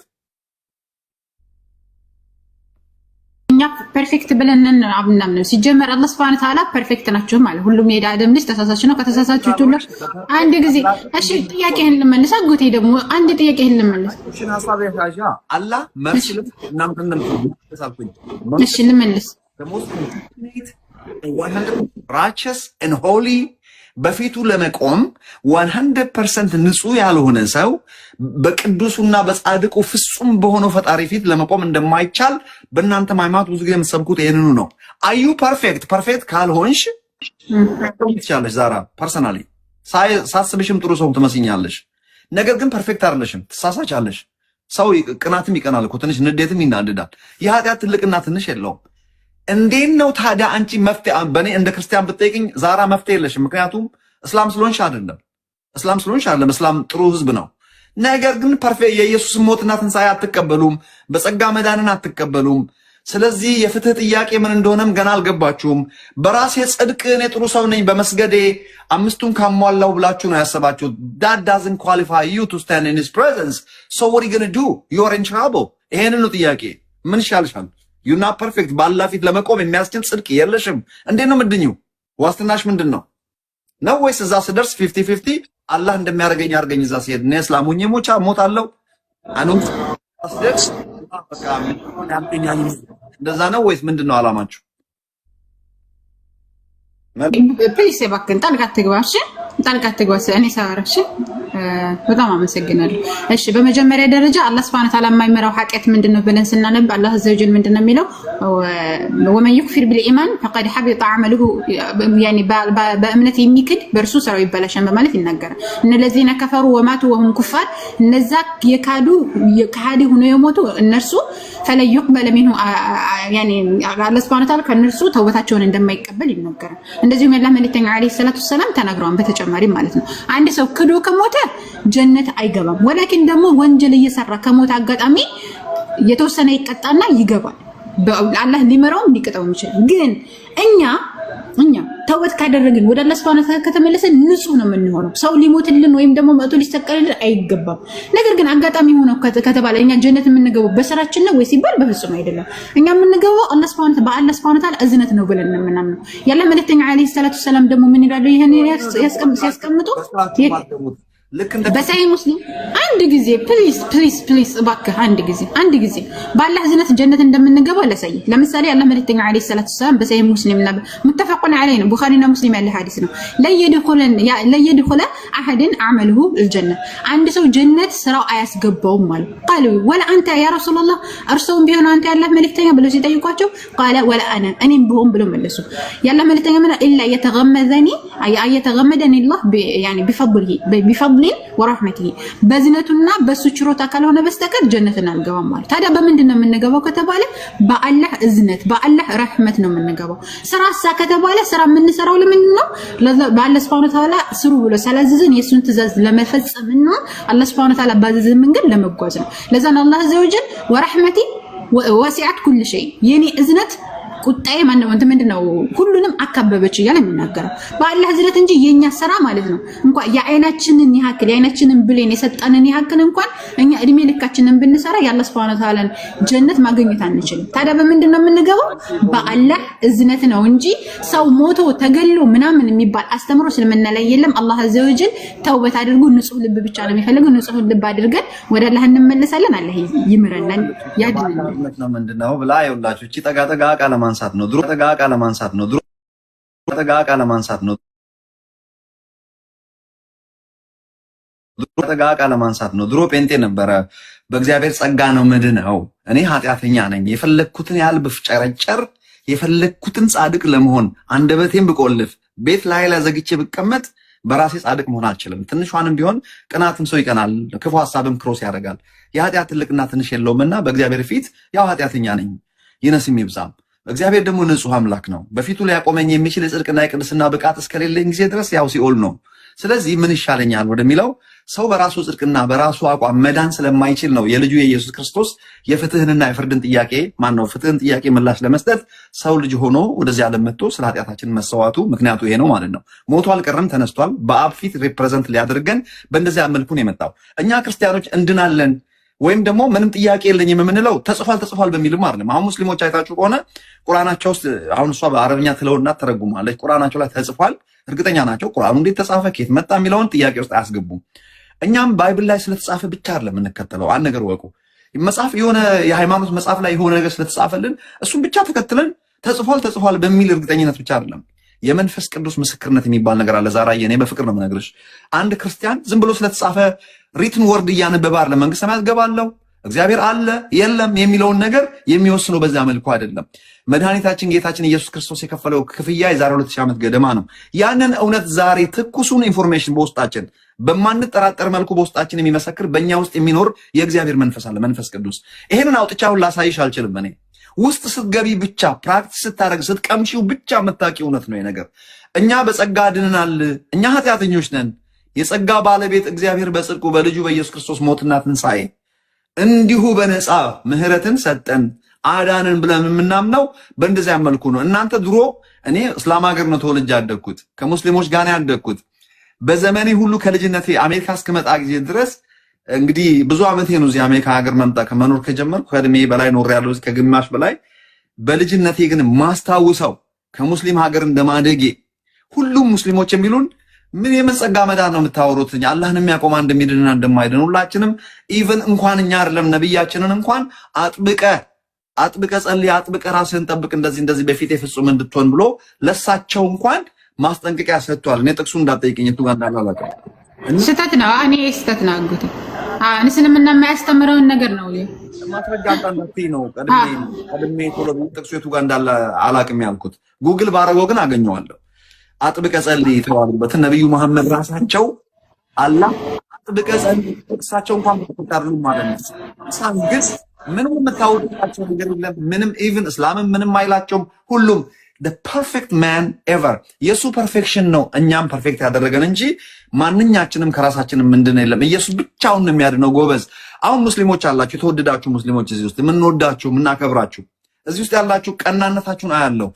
በቃ ለሃይማኖታችሁ ያላችሁን ቅናት ሁሉ እያየ ነው። ልክ እንደ ዛራ ናችሁ። ሁላችሁም ስጦታ ስታጎርፉላት የነበረው ለምንድን ነው? የልባችሁ ስለምትናገርላችሁ ነው። ጥሩ ነው። ነገር ግን ልንገራችሁ፣ ራሳችሁን በራሳችሁ ማዳን አትችሉም። አላህ በቃ የአላህ እዝነት ነው የሚባል ቋንቋ የለም። አላህ የፍትህ አምላክም እንደሆነ ወቁ። እዝነቱ እንዳለ ሆኖ ማለት ነው። እና አዎ ያዝንልናል። እንዳው ሙስሊሞች ምን ይላሉ? the most merciful and compassionate ይላሉ አላህ ሲሉ። አዎ ኮምፓሽኔት ነው። አዎ መርሲፉል ነው። however የፕሪንሲፕል አምላክ እንደሆነም ደግሞ እንዳትረሱ። በህጉ መሰረት ኃጢአት እስካልተወገደ ጊዜ ድረስ የዛ የኃጢአት ዕዳ ተጠያቂ ነው ማለት። የኃጢአት ዕዳ ስረዛ በልጁ በኢየሱስ ክርስቶስ እግዚአብሔር ለዓለም ሁሉ ለእስላሙም ለክርስቲያኑም ነው ያደረገው። ለዚህ እውነት እጅ መስጠት፣ ልብን መክፈት በእውነት እግዚአብሔር እንግዲህ አይኖቻችንን ይክፈትልን። እግዚአብሔር ዘመናችሁን ይባርክ። እኔ ከዚህ ዛራዬን አሁን እንግዲህ በአክብሮት እዚህ ጋር ማሰናበት ፈልጋለሁ። እሷ በተአምር ልጅቷ እኮ በተአምር አትወርድላችሁም። በቃ ታቋታላችሁ። ዛራ እኔ እውነት ለመናገር ድንገት ያወረድኳት ለምንድን ነው? ስለማትወርድልኝ ነው። እኔ መሄጃዬ ስለደረሰ ነው። ዛራዬ በጣም ነው የምወድሽ የማከብርሽ እህቴ። በጣም ቴንኪ ሶ ማች አክብረሽኝ መተሽ እኔ ቤት መተሽ እንደተለመደው ጊዜሽን ሰተሽኝ የጥያቄና መልስ ጊዜ ኖሮ በአክብሮ ስለመለስሽልኝ ለኔም ካለሽ አክብሮ የተነሳ በጣም በጣም ከልብ አመሰግናለሁ። በጣም ነው የምወድሽ ማከብርሽ። ጥሩ ልጅ ነሽ በጣም። ነገር ግን አንቺ ጌታን ተቀብለሽ መተሽ በዚህ ሁሉ ትጋትሽ፣ በዚህ ሁሉ ታማኝነትሽ፣ በዚህ ሁሉ ዕውቀትሽና መረዳትሽ አእምሮሽን መቼም በጣም የተባረከ አእምሮ ነው ያለሽ፣ አልተጠቀምሽበትም እንጂ ወደ ጌታ መተሽ ይሄን በዚህ ጥሩ ልብ ወንጌል ብትሰብኪበት በጣም ምኞቴም ናፍቆቴም ነው። ላንቺ ካለኝ ፍቅርም ካለኝ አክብሮትም የተነሳ መመኝልሽ ይሄ ነገር ነው ማለት ነው፣ ሌላ ነገር አይደለም። አሁን መውጫዬ ስለደረሰ ነው። በዚህ ወገኖቼ እኔ ጥያቄም